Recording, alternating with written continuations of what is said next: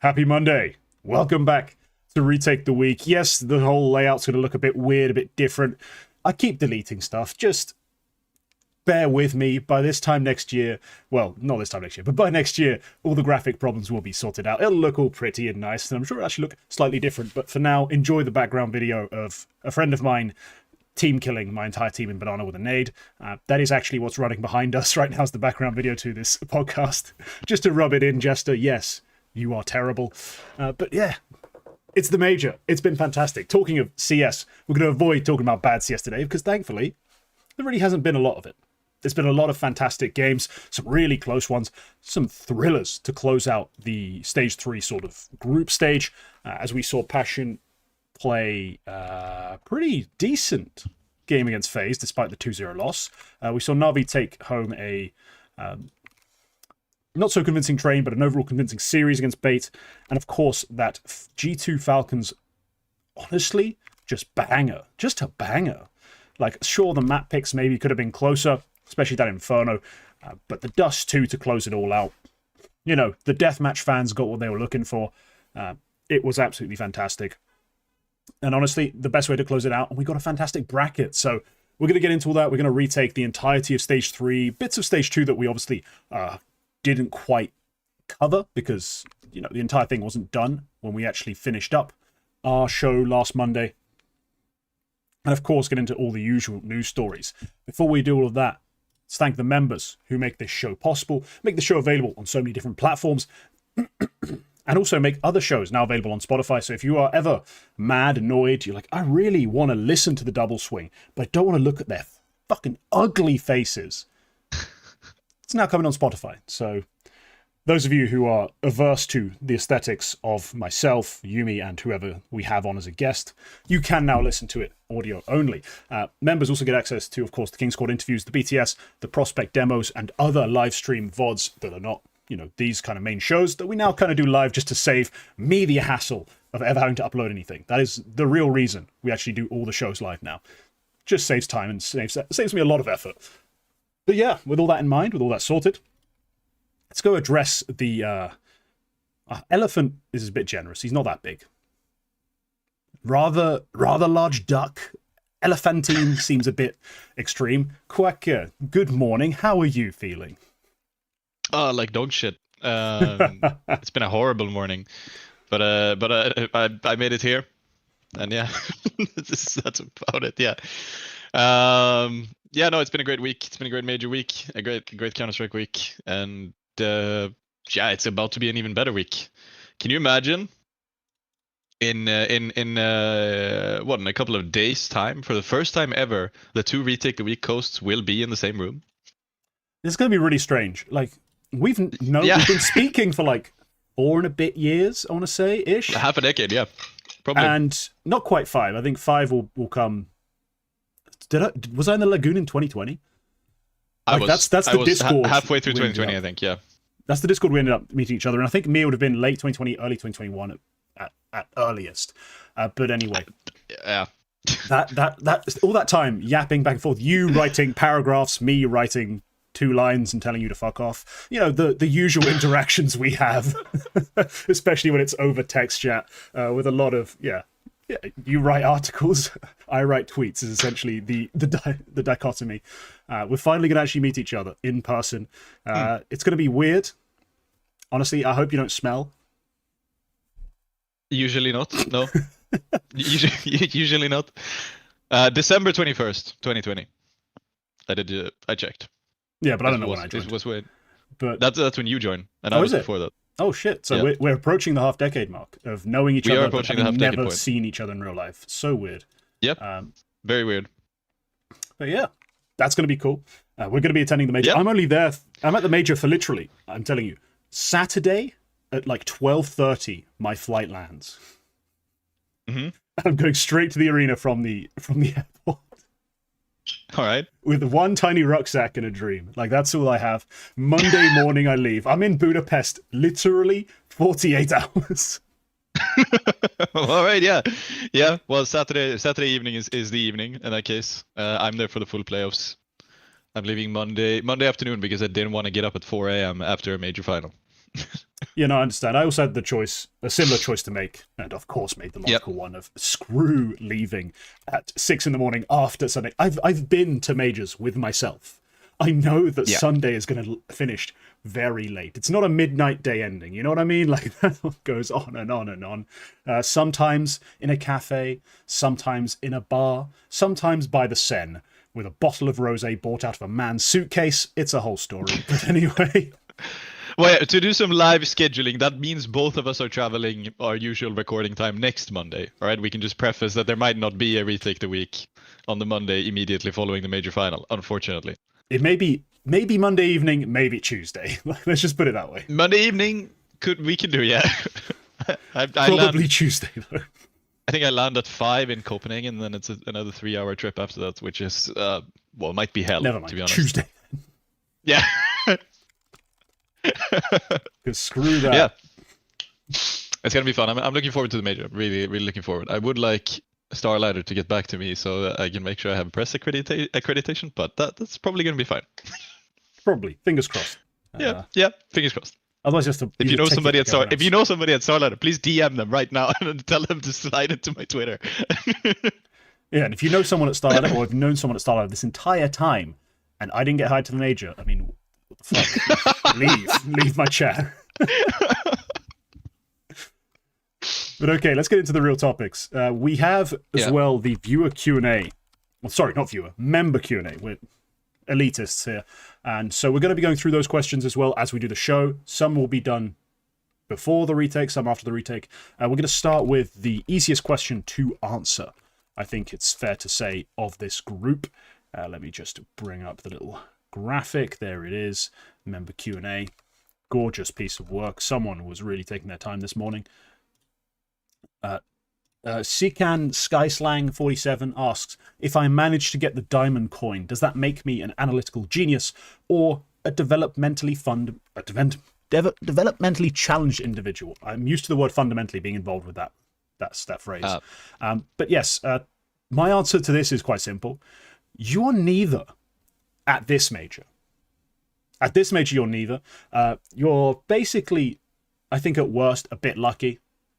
You know, it's a bit unlucky to not get diamond at this major. It's a bit lucky to get it. It's not that crazy of a major in terms of the teams that went through, how things played out. You know, there are some majors where you had to be mentally challenged, right? Like you had to be a bit to get the diamond coin. This one, no, I mean, look, especially with stage 3, but like, you know, stage 2 was a bit iffy. Stage 1 had some weird results, but it wasn't that crazy. So yeah, a touch of luck. You don't have to be a special one to have achieved the diamond coin in this event, by my estimation. I'd say for stage 3 was very straightforward. Yes. We did have the top teams float to the top.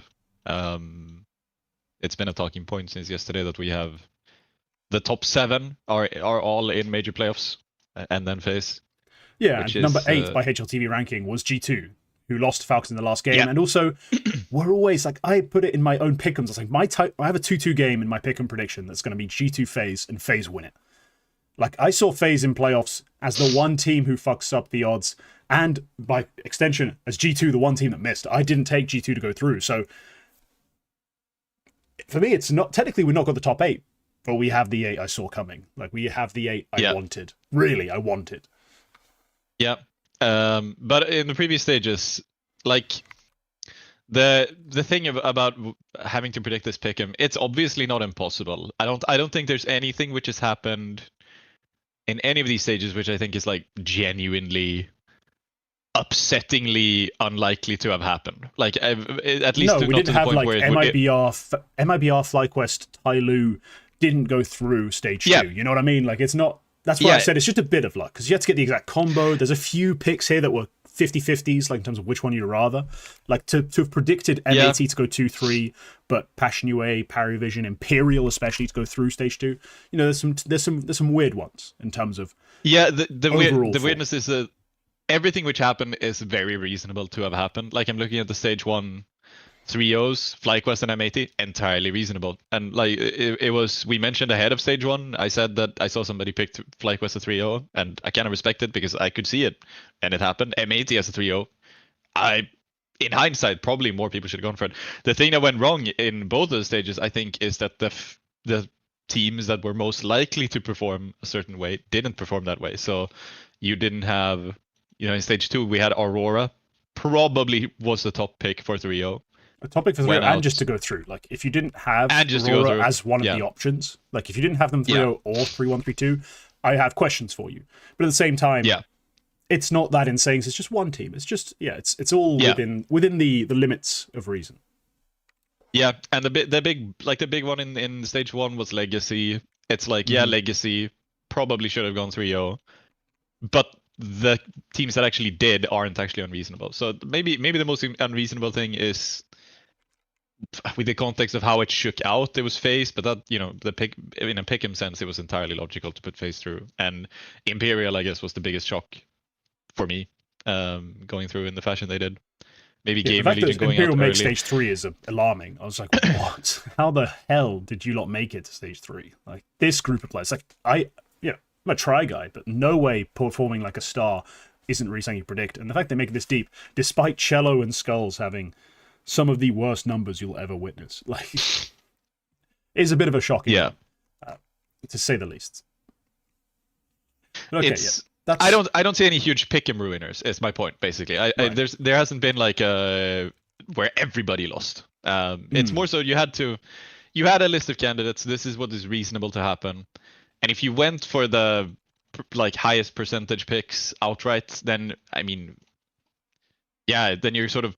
I'm not saying setting yourself up to fail, but you had to predict a few upsets. You had to predict that something is not going to go the way exactly that the odds are saying it's going to go the way. So.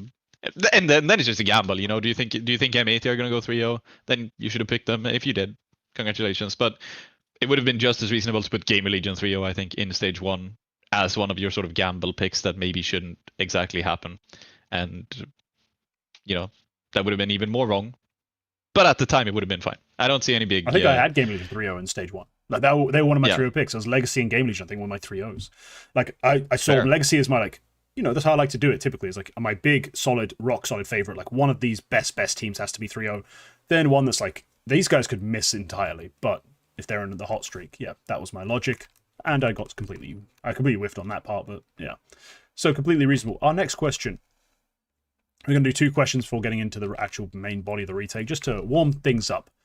This is from sheyl. This is a question about roster moves. Predict some big transfer moves that might happen this mid-season or off-season, I think is what's meant, because it's the end of the year. I like to think of this as just the end of the season in terms of the big calendar.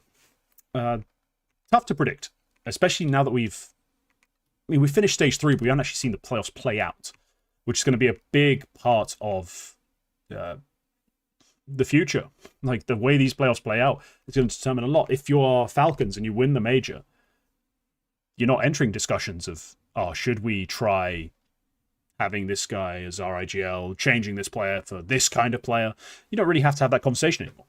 I don't think you may still have it, you may still consider it, but it's not necessarily a question you need to answer, nothing you have to do. If Na'Vi make a top 4 performance, upset Furia in the best of 3, do you start trying to think about solutions? Are you like, do I need to find an IMA replacement? Do I need to rethink my approach to my rifles in general?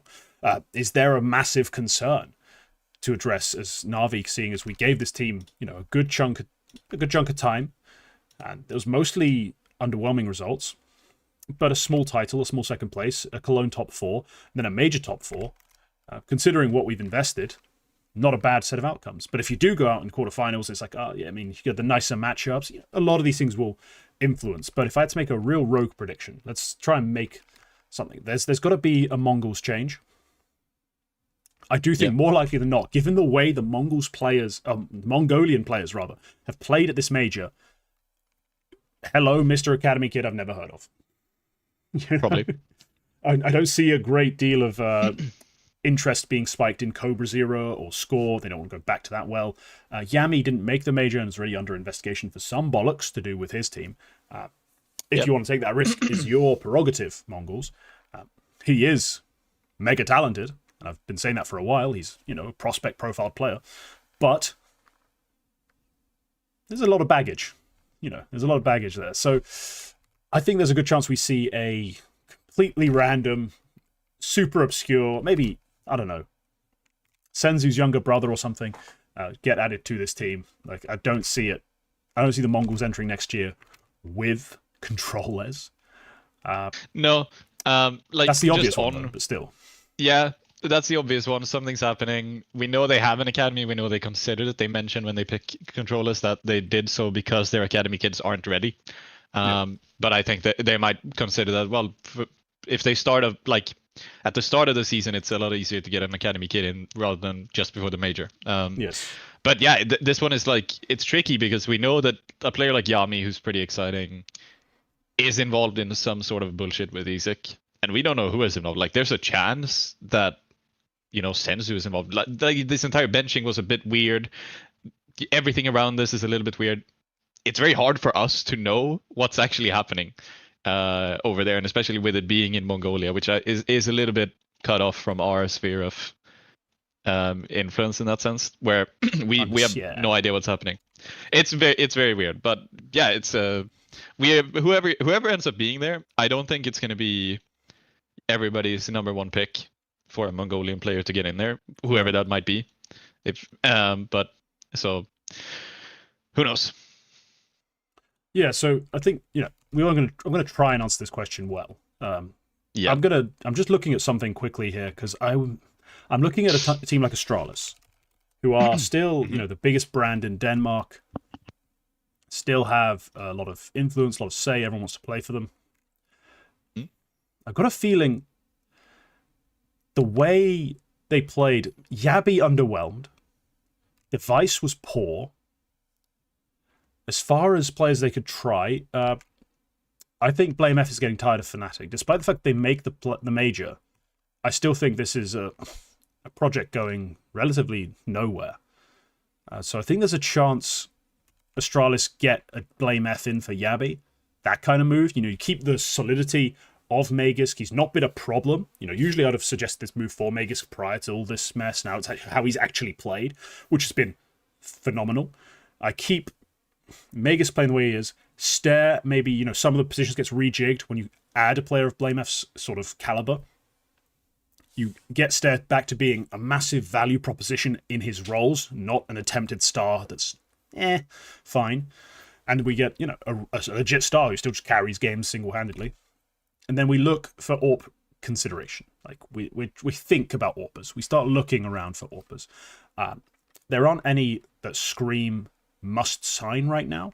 If you are Astralis looking at Danes, there are some young guys who are interesting. I've been a Jaboan fan. I still think he's a very talented player. I've been mechanically a fan of Junimi's game. I've heard some things about him as a character, but he's also been, he's a young guy. Maybe that clears up or has cleared up since I've heard those stories, which are fairly old in terms of him being a bit of a silly boy, bit of a silly goose. Let's put it that way. Nothing too serious. That's why I'm trying to downplay it a bit, despite it being a bit immature. It's just silly goosery. It's not anything major. He's not throwing out slurs and fixing games or anything. Just being a bit silly. So maybe you do go out and try and look for an AWP change, because Device has been underwhelming. And you've got something brewing in this team. Like Astralis with Hooksy, with Magisk, with Stare. If you can add a Blame F type piece, all of a sudden you are just like some solid AWP play away from being as good as Na'Vi at worst. Like, I think that's the reality of it, given the fact that you have played really well structured CS. You've beaten teams that are far more firepower heavy than you. Have so much more to offer on that front. This is a team that I think should be looking at that kind of move. So yeah, I think a decent idea would be a Blame after Astralis. In terms of what to expect, as I said, I can't tell you what to expect. If I'm just making dream picks, is kind of what I'm doing here. Like, big moves that I think could happen and I would like to see. Otherwise, yeah, Aurora sign Berry and Ralls. That's one of my favorite kind of meme picks I've seen in my Discord over the last sort of 6 months that actually could do a lot. Imagine if Aurora had brains. What a team they could be. Obviously, massive long shot and ridiculous to even speculate about, but I've seen stupider.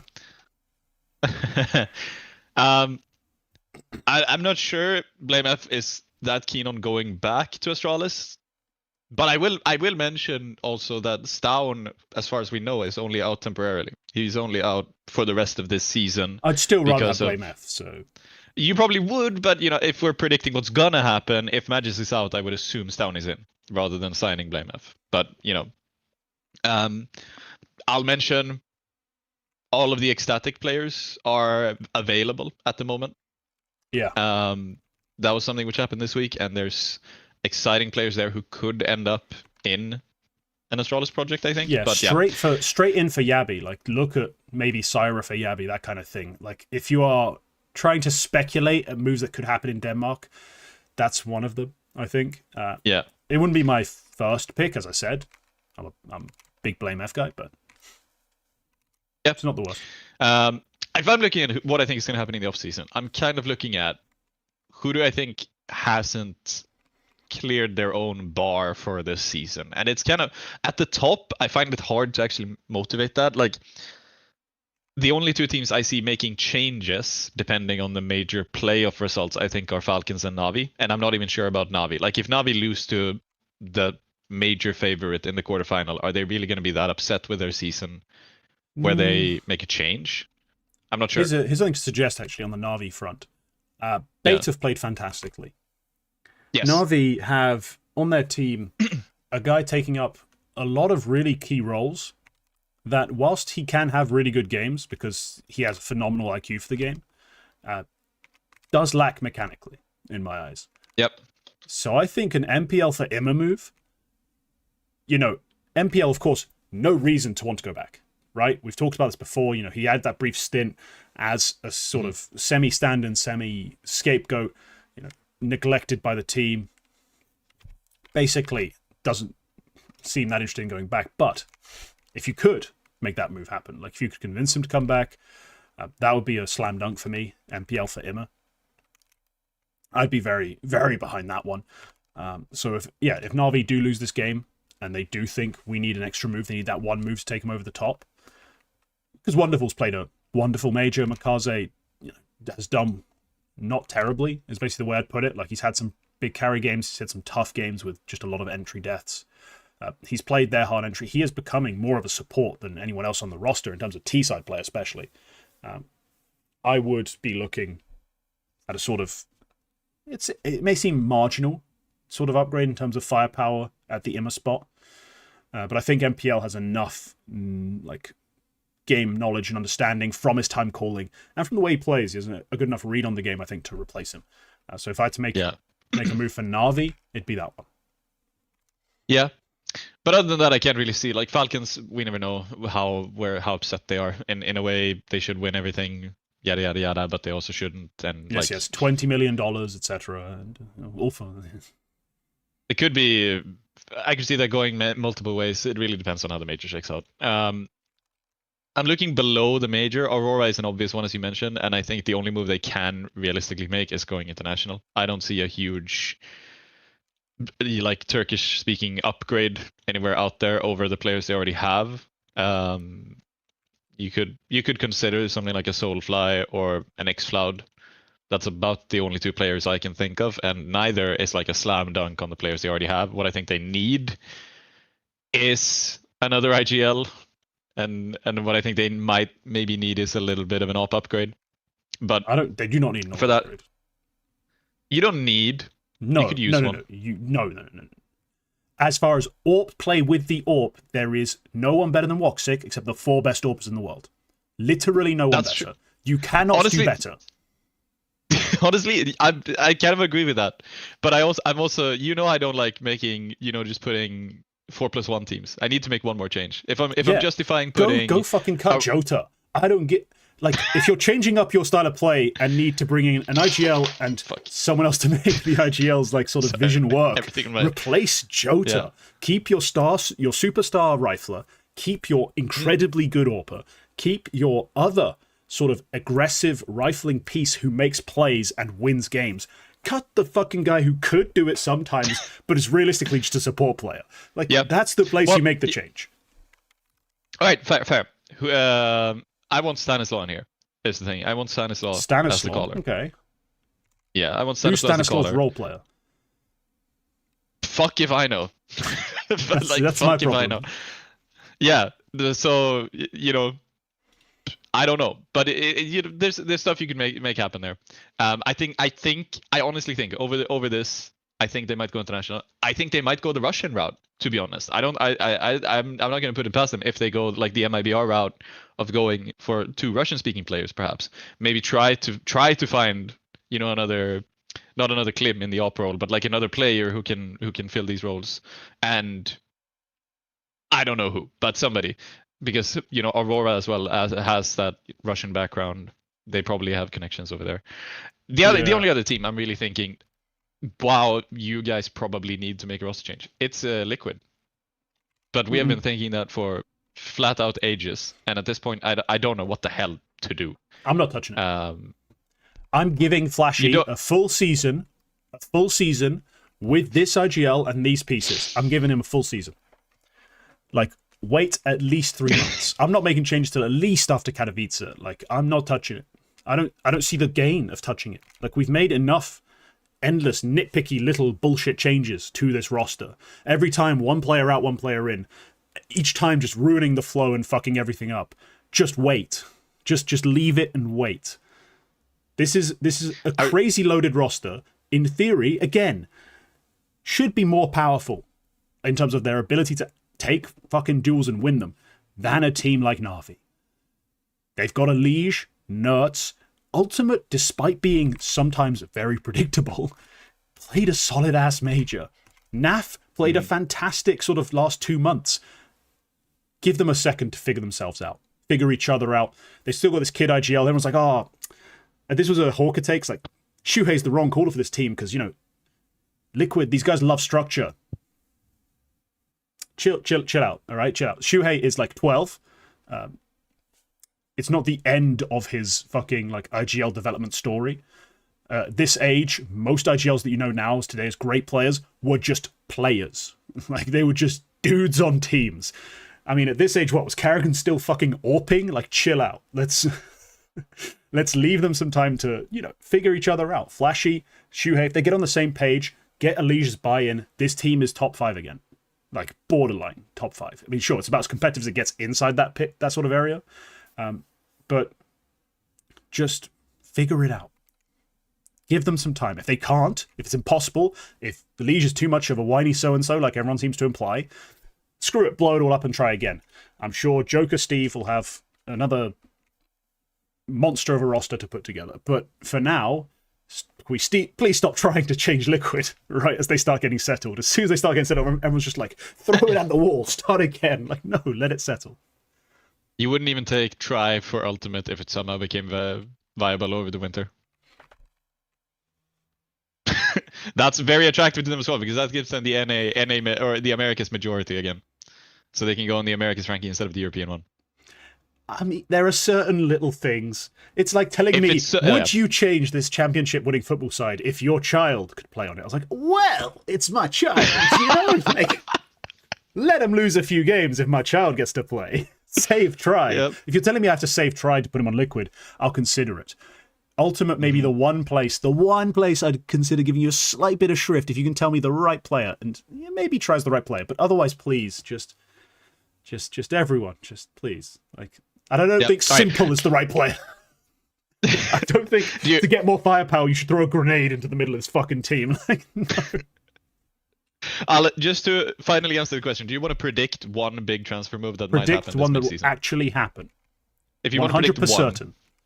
If I'm going to be like 100% certain, to quote the teacher I had for a while. A big move. A big move is... See how the major playoffs go. But Vitality cut Robs. And they signed Bit. Everyone wanted Bit to Falcons all this time. Vitality lose their opening playoff game. catastrophically. They realize at the end of the season that every single second half of the, like, sort of the second season of this sort of year, every playoff they've played where they've been kind of mid, Robs has been AFK as fuck. He's forgotten how to make plays. Cut Robs, bring in, I don't know, Bit, why not? Bring in Blame. There we go. They bring Blame Jesus Christ. for Robs. Jesus Christ. That's the take. Yeah. You see, I was gonna go the crazy route, but it was actually gonna be half reasonable anyway. Yeah. What was your crazy idea? Aurora, Cut, Jota, and Major for Boomage and Diladas. Or Diladas. Or Mayanes, one of the two. I can see the Diladas idea not being unreasonable. Just go. They go the CIS route because of Aurora. It's heavy on the Aurora. quack, but it is not too intolerably crazy. I would say Vitality cutting Rops after the year they've had. I mean, clearly, not even a real era. Pipe. They only won 7 straight events. Everyone knows it wasn't a real era. Look at this fucking guy. Not even a real era. Not even a real era. What they need is a man who knows how to win. And that's Bit or Blue Math. Rops, trophies, none. Washed, overrated, forgettable, really. Yep. There we go. You got some proper hard hits of the quack pipe. There you get some. Let's talk about stage 3. I like that. Technically, let's talk about some stage 2 first. But let's briefly touch on the finale of stage 2, because we didn't end up talking stage 2 all the way through last week because it hadn't happened, obviously. So let's quickly touch on it. Stage 2 ended with, FaZe and Na'Vi 3-0. Big shocks. Paravision, Imperial, and Bait going through, and then 3-2 we had Passion UA, Liquid, and 3D Max, which was strange sort of calamity, in my opinion. Not the entire list of teams, but just Imperial and 3D Max for different reasons. Imperial, just because how the hell did they end up here? Polar Bear in Arlington type shit. And then 3D Max, it's just because they were the ones who finished off the misery business that was NIP. NIP, I think until they played 3D Max, played sensationally good CS. Like, I'm talking fun, tactically astute, sharp, just brilliant Counter-Strike. Except in fucking overtime. And especially, except in once it got to like 10-10. Once we got to that point and beyond, that's when things started crumbling. Individuals started making mistakes. And some of the calls, weren't ideal. Finally, they played 3D Max and it just collapsed. Nothing worked. They picked Ancient. And much to my chagrin, as the live audience realized as I watched it live on my live stream, they didn't even hit A.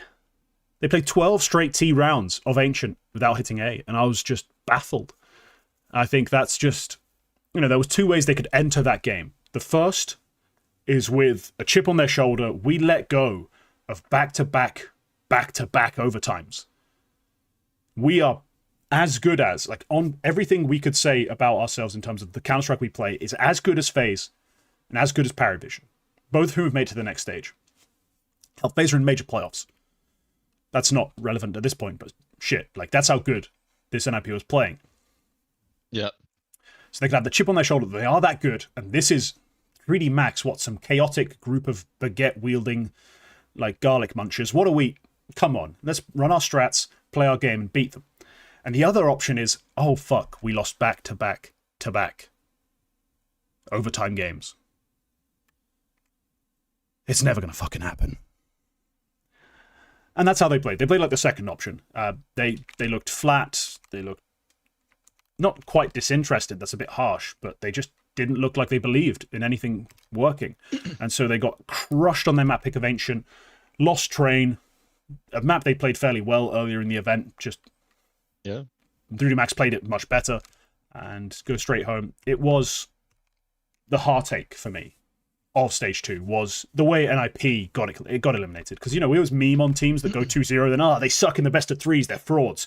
If you watch the best of 3s, they just didn't suck. They played FaZe on Nuke. Took 7 rounds on T-side. Delivered in every way their nuke T-side usually does. The pace, the executes, the fakes, the rotations. I mean, the 2 rounds a half where they actually don't go super fast, where they stall out the timing and the tempo and catch you reaggressing. They did everything right. Then on the second half, FaZe had some just, Jesus Christ, incredible playmaking. It kind of, fell apart on them. And they lose it in overtime, where the mental just eventually collapsed.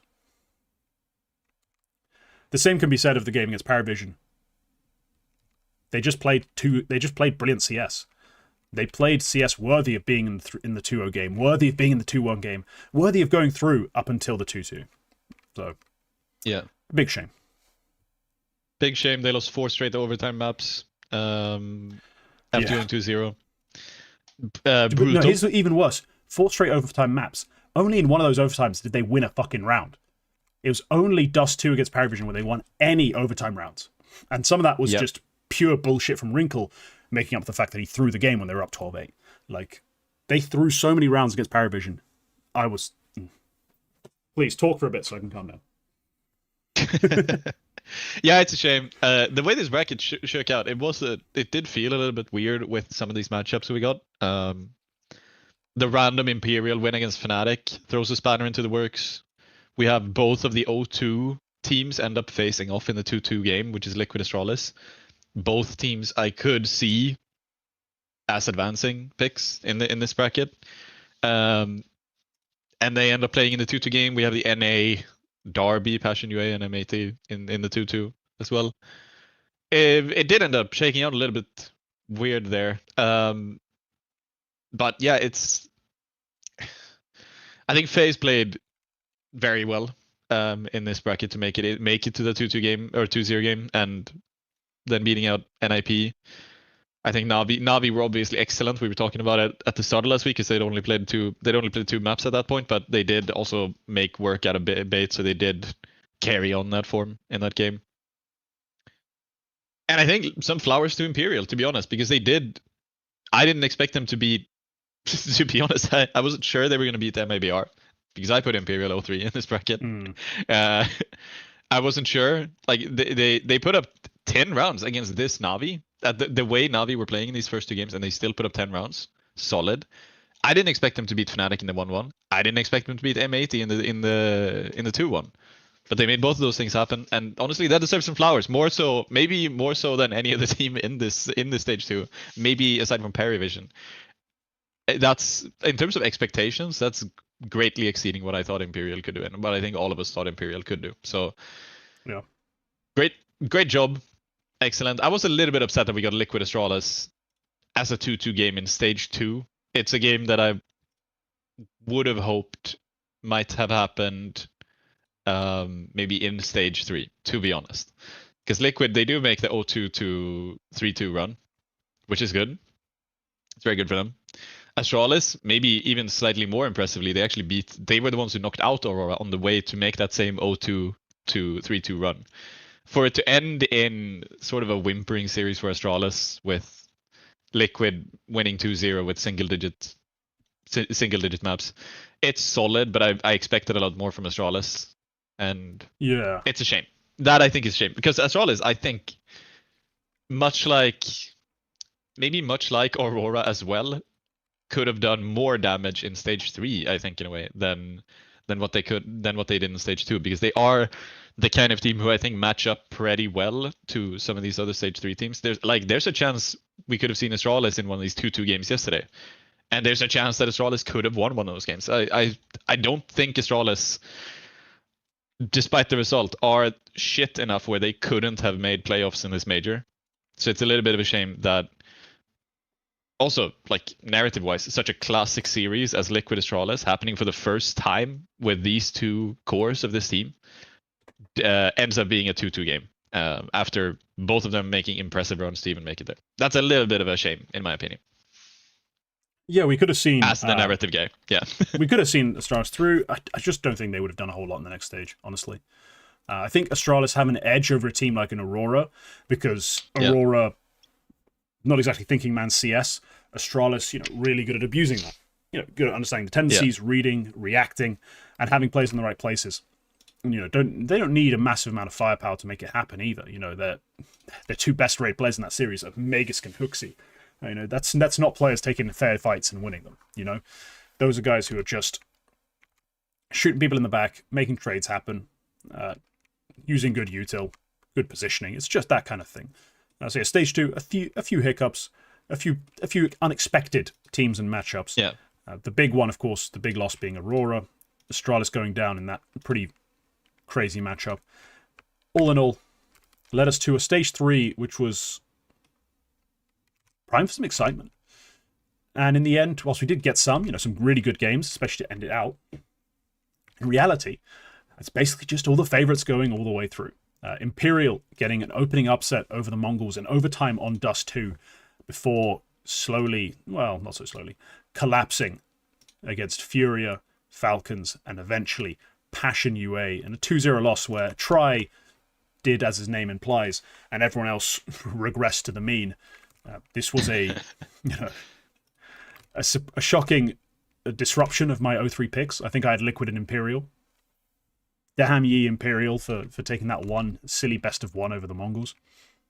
Yep. But in general, everything played out as you could have predicted. If you look at the teams eliminated, Liquid, Parivision, Pain, Imperial 3D Max, Bait, Passion USA, and G2. The one miss, right? The one title winner of this year that's not made it to playoffs is G2, and they're a team that we talked about as boom or bust like crazy. They are mega talented, mega dangerous, but also we're unsure about the caller. We're unsure about the consistency of certain players. We have big question marks around G2 event by event, and honestly, for them, the biggest loss, the biggest disappointment isn't even that Falcons game. They shouldn't have been in that game. They played a Mongol side who are reeling from a big loss in terms of Senzu as an individual. And sure, they got a crazy performance from controllers in this game. Like, not something you usually expect, but it's still something you expect a G2 side like this to be able to match. Between Matisse, Heavy God, and Malbs, this is a roster that should have the talent, the firepower to beat this Mongol side. And they should have now, given that everyone thinks Hunter's a genius IGL and Saw's the best coach in the world, should have figured out a way to also maybe outthink this team as well. Like, maybe have some better structure, maybe have some better timing, util pieces. Mongols are able to beat them in every which way. Beat them like a ragged drum. So I think the G2 run really is disappointing. It's a bit of a shock, but the main disappointment actually comes in a 2-1 game they should have won. Yeah, that is the game they definitely should have won. Especially if they should have won, a map. They should have won more than 10 rounds total over the series. Yeah. These best of threes are disappointing. It is that boom or bust, as you say, and it was very much bust in this major. They bring it pretty close against Falcons. The final map. Yeah, they gave Falcons a game. That was a fun game to watch. On Dust 2, they do hold the lead for a brief point, but I'm just sort of, and also the fact that Falcons game is so close with Sunpias on a .84. I did read yesterday or today, Sunpias played the game without sound because he had an ear infection. He couldn't wear his in-ears for the final game. So he played the entire game. I don't know if it was one ear or both ears, but he didn't have game sound.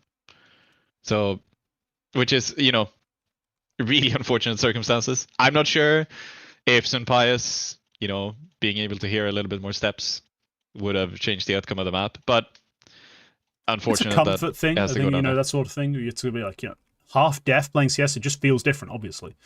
Yeah, even if you might act differently because you're not confident about that yet. But overall, I'm sort of wondering. This is maybe the team that we should have been talking about when we were predicting roster changes, because I can see stuff happening here. I'm not sure if you can. They are a title winning side, but they still have some. There's obviously if they put a lot of emphasis on or a lot of faith into Hunter as a caller, which I think the fact that they've delivered a title, it's not necessarily the worst call to make. But you could make changes here if they're suddenly, if the way things shake out ends up in Kyksan or Alexi B being available, would you not make that move? To be honest. Yeah. If for whatever reason those guys are available, I'm going to try it. And here's the crazy part. I'm not even sure they come in for Hunter. Given the inconsistency we've had with guys like Malbs, with Mattis, The only guy who's Mobs was the untouchable second guy I of was gonna mention, yeah. the rifle trio, the only untouchable player is Heavy God. Yeah. Like, I love Mattis. I think he's a massive talent who can take over games against literally anyone. But he goes missing a lot of the time. And whether that's his, mechanical consistency or just inability to understand the game at a high enough level, or just not meshing well with the players available, because we've seen him, do way better than this against tough opponents as well, whilst on Fnatic. And also whilst on G2, he delivered them near MVP levels in London. There's a conversation to be had about even him being replaced for the IGL that comes in. Hunter fills roles. You can make the case, right, in terms of overall fit. Yeah. I don't see them actually making a change. I think they are a team that's just going to sit and wait. But look, they should have some money lying around. Let's put it that way. Between the sales they've made and stuff, they should have still some cash. So they could go looking for, if someone gets a made free agent, like a Kingt or Alexi, try to sign them. Or if they're just benched, needing a buyout, making a move. I could see it happening. You're right. Yeah. It's, in a way, they don't have the same pressure now that they don't have Nico or Monacy. There's not the same pressure to, we need to win the next season. Otherwise, we're going to lose our big star player, because they already did lose both of their big star players. They can afford to just sit and wait a little bit, but I am just sort of like, Mobs, I think Mobs as well deserves, unfortunately, I think he deserves a lot of the blame for going out the way they did. In that Mongo series, not a single map he has double digits of frags on both of those maps. He's 9-15 and 7-17. In the final two maps against Falcons, he's 9-11 and 9-17. It's not good. It's not looking good. It's terrible. And unfortunately, it happened in all three of the best of threes, even against Furia. Look, it's Furia, but I do expect more than a 5-16 from Mobs in that series. Like, he's a player who can absolutely frag out, bang out. Sure, he's up against great opposition, but I do expect more. And when major qualification is on the line in 3 straight best of threes, I do expect more. Unfortunately, it is the case that Mobs is just not quite there. And to be honest, like, if I'm looking at the last 3 months, we talked about, like, I like to think that he does have these big peak maps where he is just peak. He's absolutely great. Last year, he had so many peak maps that I put him top 10 in my top 20 ranking. He was absolutely excellent. One of the best T-side players in the entire world at that point. Past 3 months, he doesn't really even have those big peak maps. Like, he has them against worse opposition. Obviously, he's going to end up with high ratings against, like, Rooster, Fluxo, Ens, Gentle Mates. But I'm scrolling, if I'm sorting by rating, I'm scrolling down the list, and there's 2 good maps against the Mongos, which is the only other top opposition where he actually performed pretty well. The next best after that is a map against Spirit where he's 15-15, losing 8-13. It's a 121 rating, but he's 15-15. It isn't even these big Mobs maps anymore. In the past 3 months, those peaks just haven't really been happening. And all of his worst maps, it's against Vitality twice. He's below 0.4 in 2 separate maps against Vitality in the past 3 months. He's 0.71 against Falcons yesterday. He is in another Mongos map, 0.59. Against Furia, 0.48. Like 3 other maps, 0.83, 0.83, 0.82. It's not looking that good. Like, these peak maps that are supposed to happen with Mobs, or I would expect are going to happen with Mobs, they don't even happen, and you get these big downs. Is it even worth it anymore, is my question at that point? Because I do think there are better players you could have in place of Mobs. I don't think there's no... that's an iffy one. It is. You're telling me you find a more talented player right now in the scene that you can just put in Mobs positions to take hard entry roles that G2 can actually sign. Don't tell me Kosuke, because fuck off. Like, the G2 can actually sign to play those roles and be better mechanically than Malbs MD is. Because some of this, if you watch Malbs POV, there's a reason he's dying. It's because G2, for a good chunk of this period, have just been like, yo, you tried running through a smoke, and he just, either it's his choice or their choice. But in any case, it doesn't matter which bozo you put in that position, they're dead. Well, name the player then. Who is it? Who are you signing? No, I can't. That's the thing. Like, Mobs is extremely talented. He has shown that he is extremely talented. And maybe it is the fact that he's being used incorrectly. I do sort of have to question that, because are we supposing that Snacks was better at utilizing Mobs than Hunter and Saw are? Like, Snacks and Taz was better at making Mobs perform at an absolutely elite level than Saw and Hunter are. Not sure about that. But like, and I could name a bunch of talented players who I think could be in there, but it's still not a slam dunk, obviously.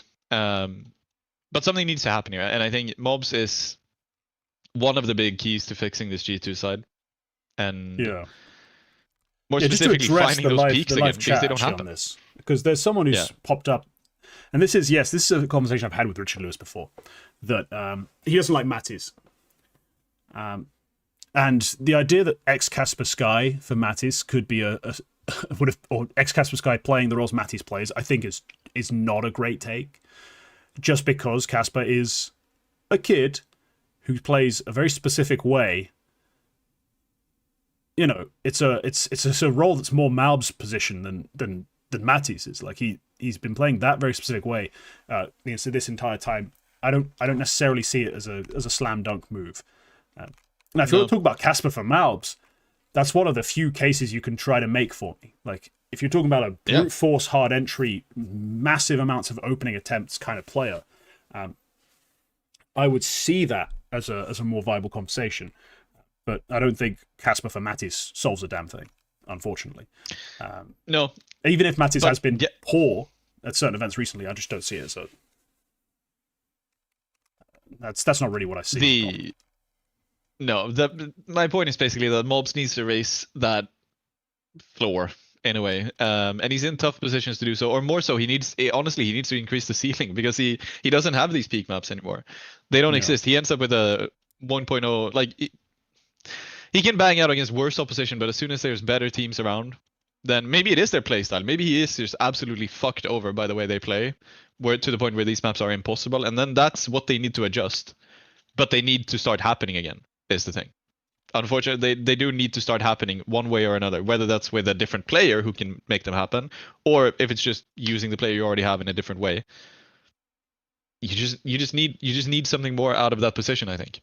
Their openings have not been well handled. Let's put it that way. Like they've struggled to be a good opening side, and that's despite having all the talent in the world for it.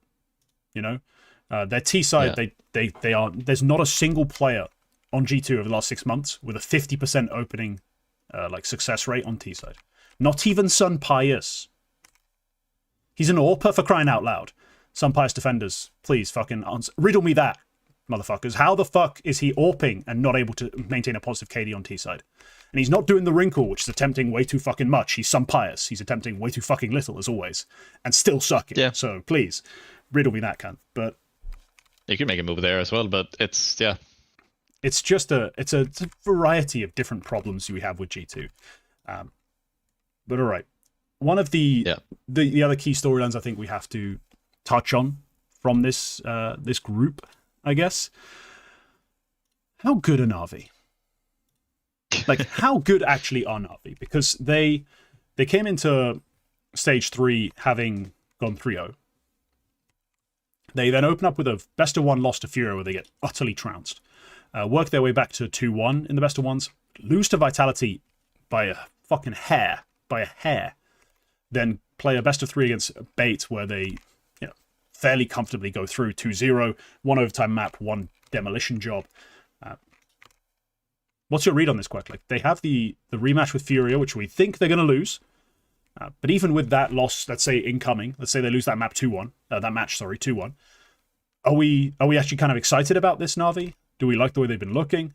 I've been a fan of, honestly, Wonderful over the course of this major. One of the biggest Wonderful detractors right fucking here. I've been fighting for him. I've been in his corner. Like, I had to have a bitch slap with, back and forth with Hawker on the double swing about him versus some Pius. I'd say I'd take Wonderful for the meta and just in general right now. I think Wonderful's the better player. I think he's had a surprisingly impressive stage 3. Like, backs me up, backs my words up for me. Like, I didn't need this help, but thank you, Wonderful, for going out and delivering this sort of stage 3 performance. The stats are crazy. Out-ratings ZywOo in a series he loses against ZywOo. So that says it all for the level of output he's had. Are we believers in Na'Vi now? Because we talked about briefly, especially in the roster moves, like, maybe Imma, maybe. But this is as good as they've looked pretty much all year. Yeah, That's true, and I don't think they've necessarily gotten that much better in the major. Maybe yeah, like in the at a glance, I don't think they've gotten that much better because this is sort of where I've had them all year. In the way they're doing it is different because you have had Wonderful stepping up a lot more. You've had pretty solid performances out of all of the players. Bit as well is up there once again, having previously been in a bit of a slouch, a bit of a slump. But yeah, I have them somewhere just outside of the top 5, and that's sort of where they are. And I don't think much has changed with the way they played in stage 3. It's maybe a little bit better if in the way they're doing it, as I said, but it's not in terms of where I'm putting them in a ranking at the moment. Yeah, they're about where I've had them for most of the fall season. Well, the problem is for the full season is I don't see how you've had them there. Gonna be real. Well, we've talked just about outside it before. the top 5 is not really where they've been. They've fallen to the conversation of are they top 10, like top 8 to 10, maybe Aurora tier, maybe as far down as Phase tier. Like they've really slumped this year, despite farming some cups. Like they've actually been bad.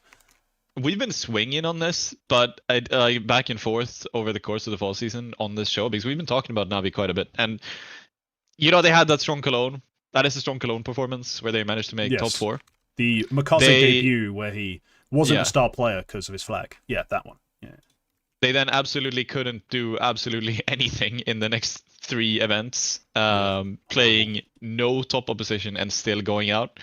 That's a huge slump. So maybe I haven't had them there for all of the season, and then the Star Ladder Cup is a little bit of it's a farm. But then again, free. They take. Yeah, but then comes Pro League. They beat Aurora, they beat Mongoose, and they lose. They make top 8 in Pro League as well. Thunder pick as well. Losing 2-0 to 2-3 in a best of 3 final against Furia is not great. But again, they beat Aurora, they beat Mongoose. They beat these teams that at the time we were putting outside or maybe even inside the top 5 conversation at the time. They did manage to do that. Impressive. Then they had this big Chengdu fucking travesty. But now they're back in the major.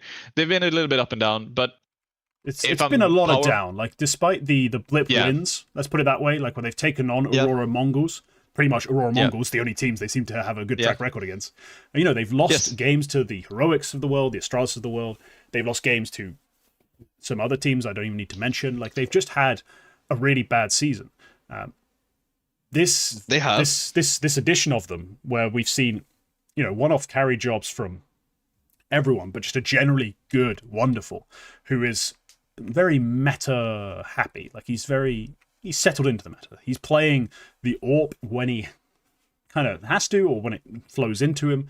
Otherwise, he's rifling incredibly well for an AWPer, like, especially when you compare it to his peers. Like his peers being the not elite AWPers. He's like the best rifler amongst them. Like easily. Like we talk about guys who are not Molodoy, Munasi, Shiro, and Zaiwu. It's guys like Woxic, notoriously a bad rifler. Guys like Holzerk, Sun Pius, dreadful riflers. Torji, I don't care how many clutches you think you've watched where other teams fucked everything up. He's still bad with a rifle. Wonderful's just a really good rifler in that sort of space. And as an AWPer, I don't think he's hit the heights of Woxic, but at this event he's been the best of the group. Over the course of the season he's probably like second or third, but just at this event he's the best. He played the best CS. So I'm really happy with this. Yeah. I'll put them they deserve to be in playoffs. I think they've shown that they have that. The upset will be a long shot, as you say. Won't it? Yeah, but across the season, they have beaten Aurora, they've beaten the Mongols. These are teams that we put maybe 5th at most in the world, and they've managed to do that. What they are doing, which I didn't mention, is losing to Falcons, losing to Vitality, and losing to these teams, which is why I have never put them up there inside the top 5. And then also, absolutely bottoming out in a couple of these other tournaments, losing to teams they should never lose to. But yeah, here it's a similar story, except they don't take those embarrassing losses to, teams like Paravision and Pain. They managed to make that happen, and Bait as well, to be honest. So maybe that's the improvement. They've raised their floor to the point where they can stay at the level where I think they are. But yeah, I don't see them winning the Furia game, unfortunately. But well, unfortunately for them. But honestly, anything could happen. There's just a small thought in my mind where I feel like this Furia got too good too quick. When maybe there is just a drop off happening at some. I cannot see it. I cannot see it when I'm watching them because they look so perfect, and all of their players are so good. Everything looks so good. They look like the best team in the world, and they look like they're gonna stay the best team in the world. But it just feels like it happened too fast, where they went from making this weird roster move, bringing in 2 Russian-speaking players, having a surprisingly solid Austin Major, but it could just be, honeymoon stuff, to at the start of this season, hanging around the bottom of the top 10 to suddenly winning three straight trophies or something. It's 3 It straight, does feel like, it does. Like a slight part of me feels like this is like losable. It is just one game. When is the Molodoi underperformance going to come, and is it going to be in the quarterfinal of this major? That's sort of. There's just this tiny thought in my mind. I do not think it happens. I think they are still big favorites. But I can't shake the thought. So, hey, that's the one way I think Na'Vi win that game. Yeah, I see it. It's a disappointing best of 1 loss, right? When they lose 13-2. I just thought they would have given. I thought they'd have given more, in that game. That was the big flop for them in the major. It's just that best of 1. Yeah. Wonderful plays, but everyone else, gets utterly wrecked. And yeah, wonderful. I would assume is largely carried by that CT side pistol as well. His rating overall is probably much. Yeah. That's in that smaller sample, 15 rounds. Like, that one pistol being kind of banger, it's going to do it all. So I'm just going to put it this way. There's about I'm going to give a surprising 35% chance they beat Furia on Thursday or Friday. I can't remember which day they're on. I think it's surprisingly not that big of an upset if it happens. But hey, Furia are one of the few teams who tactically do everything super well right now. Really clean, really proper. They dot all their I's, cross all their T's. And then, as well as having all those things locked up, the firepower weakness is Fallen? And that's about it. Like, they only have an IGL. Not even that. Yes. Stop glazing. Shut the fuck up. He's bad. He cannot shoot for shit. People stop licking his anus. Like, please. The man is not an elite rifler. He's just not an utter calamity worthy of literal instant punishment. Let's put it mildly. He's not as terrible as KD was. KD was an insult to human vision, but he's not that bad. I saw him getting multi-kills on the rifle against Na'Vi on that nuke map, on the seat side. That's he's not even that bad. He's not even that horrible. Is the thing. He's only a .92 for the past 3 months, but yes, he's great. Please tell me again. There's other players reasonable who are Fallen judger. Where's Alexi? Tell me. No. The standard is not, is he playing better than other IGLs? The standard is, he's still a fucking IGL, you nonce. Jesus. But anyway, no firepower gap, except for the IGL, which is usually the big concern. Teams that have more than one firepower gap. Everyone has an IGL, right? Falcons have Kixan. He's not typically going to frag very well. Thankfully, Tesses is capable of hitting headshots and multis, etc. Furia have depth of firepower, incredible, just clutch players and clutch moments. They have been beatable. They have needed to go deep into the tank as far as clutch, and that's why I'm saying they weren't my favorite to win the major. For me, my pick rather. I think on paper they're the favorite, but my pick is that it finally gets too much for them to ask. They're not too far ahead of the field to where they, can just stomp everyone. They'll lose a game. Be it to Falcons, be it to Vitality, be it to Na'Vi or to Mao's phase winner. It's all possible. Given the levels we've seen from all these teams, it's all possible. So it's going to be a banger bracket. And I think Na'Vi are going to give us a lot more than we expected.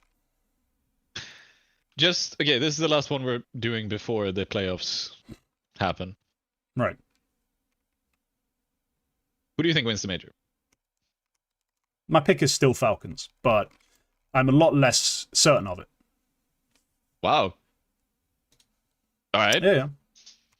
I could see that. To be honest, watching the end of Dust 2 yesterday against G2, I was feeling the way Monacy activated in that high pressure situation. You go 9. What they had 9. They were down 10-9. They go down. Yeah, they had 9-5 and they go down 10-9. And Monacy activates in a way where I felt any team who has this Monacy is going to win the major. Is sort of how I felt. But it was also noteworthy that we didn't have that Monacy for the entire game. We didn't have that Monacy for the entire stage 3 Swiss bracket. So no, we had him in the second map Inferno where he basically single-handedly obliterated them. And across stage 3, he is a 119. Like he's not had the best stage 3 he could have. He still had a fantastic stage overall. He just had, he actually basically, if you look at his ratings, it's because he didn't have a great best of 1 against Passion UA and Bait. Like the 2 opening best of 1s, he doesn't play that well. Overall, he plays still a fantastic stage and honestly drives them past G2 in the end. Like, because he's not having that great of a map in that third map of Dust 2. Like, I remember I see 10-9 and I saw his numbers. I was like, oh, okay. Pretty disappointing.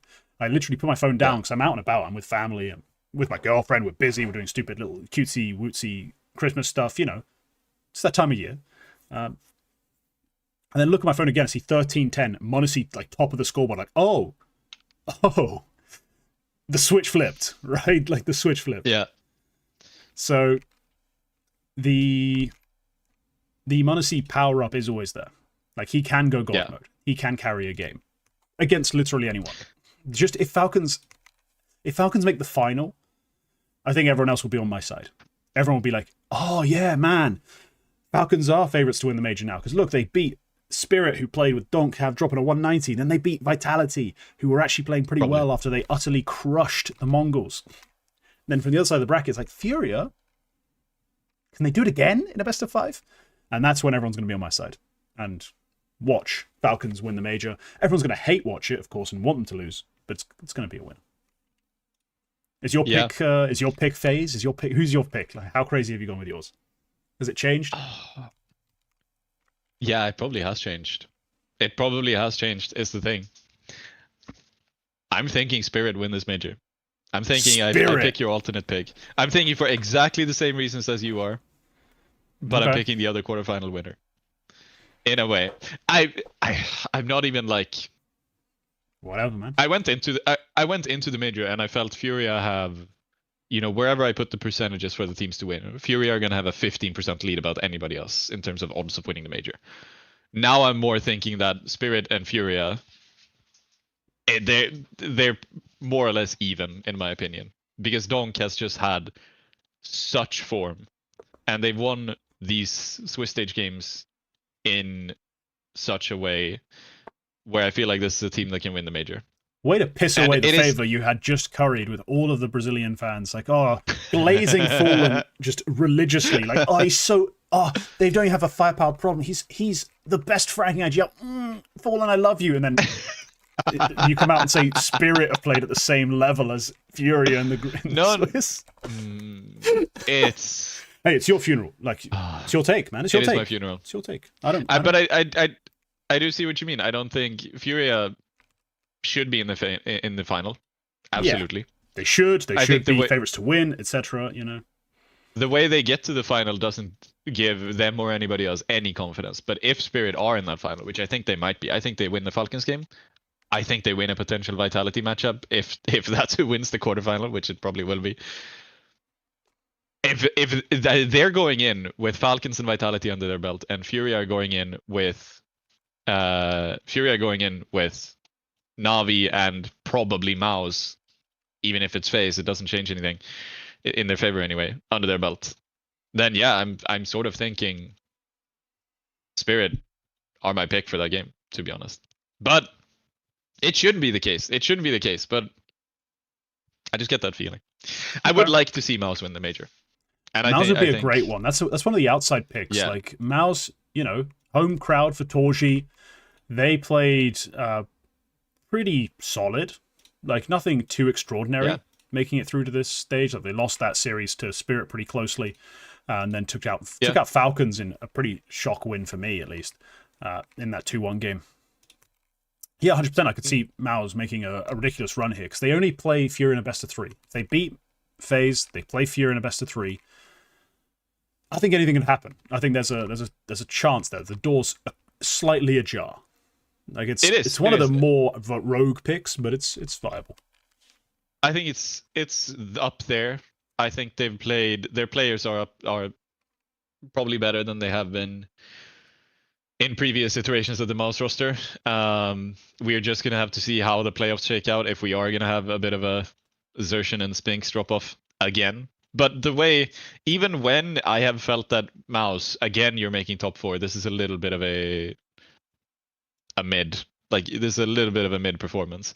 The messaging from the team still feels like, okay, honestly, okay, fine. You feel good about this. You've made the small improvements that you wanted to make, and we can see them. And Torji, home major as well. It's it makes a lot of sense for some reason in my head that MOUZ would be maybe my 3rd favorite pick to win the major, maybe over Vitality, honestly. 4th. They would be 4th. I forgot about Falcons. I think the winner of the Spirit Falcons quarterfinal, I think, ends up in the final, and yeah, it's gonna be MOUZ Fury, and we'll see how that goes. But it's winnable for MOUZ.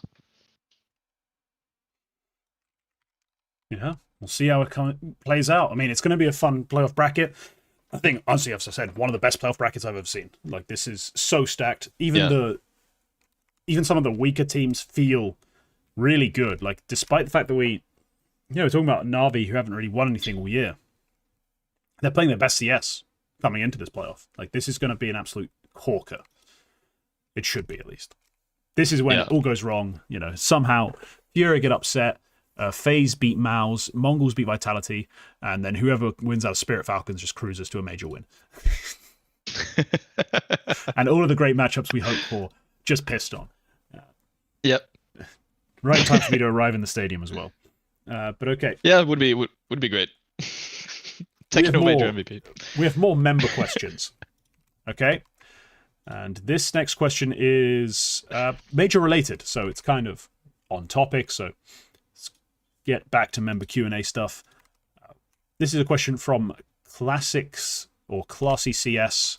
In any case, which player or players would you say has had the biggest breakthrough at the major so far? Brackets could get onto an even better team, etc. I mean, impact, stuff like that. I know my pick straight off the bat. Quack, do you have any ideas, or do you want me to lead off? I have 3 picks, and I would assume that you have picked at least one of them as your big breakout. Right. So I'm pretty sure I know exactly which one is your big breakout. So ignore that one. So don't say that one then. Yeah, I think there's 3 candidates, and I'll name the first two, and I'll let you do the other one because I think that's the one you picked. I think Nota and cikanskyslang have been amazing breakouts in this major. There goes my pick. Nota, unlucky, because then maybe you overlooked this other pick, which we have been talking about a couple of weeks. But just briefly, cikanskyslang destroyed. Nota sort of warmed into it. I think he was kind of down at the start of their major run, but sort of warmed into the run that Perivision had to make stage 3, and impressed. Because I maybe wouldn't have penned him to be the big breakthrough out of those young riflers, because there are slightly more experienced ones on that team. But the one I thought you were going to pick was cikanskyslang. In the way he's sort of changed his game. Oops, sorry. To drive big success. So cikanskyslang, that's the thing. For me, it wasn't a big change to his... He didn't change his game, really. It's just a tuning thing. It's like, the engine was too powerful for the tires, sort of shit. Like, you need to take. But that's often exactly what leads to a breakthrough for a player. But it's not a big playstyle change. He's still an entry, still an opening player.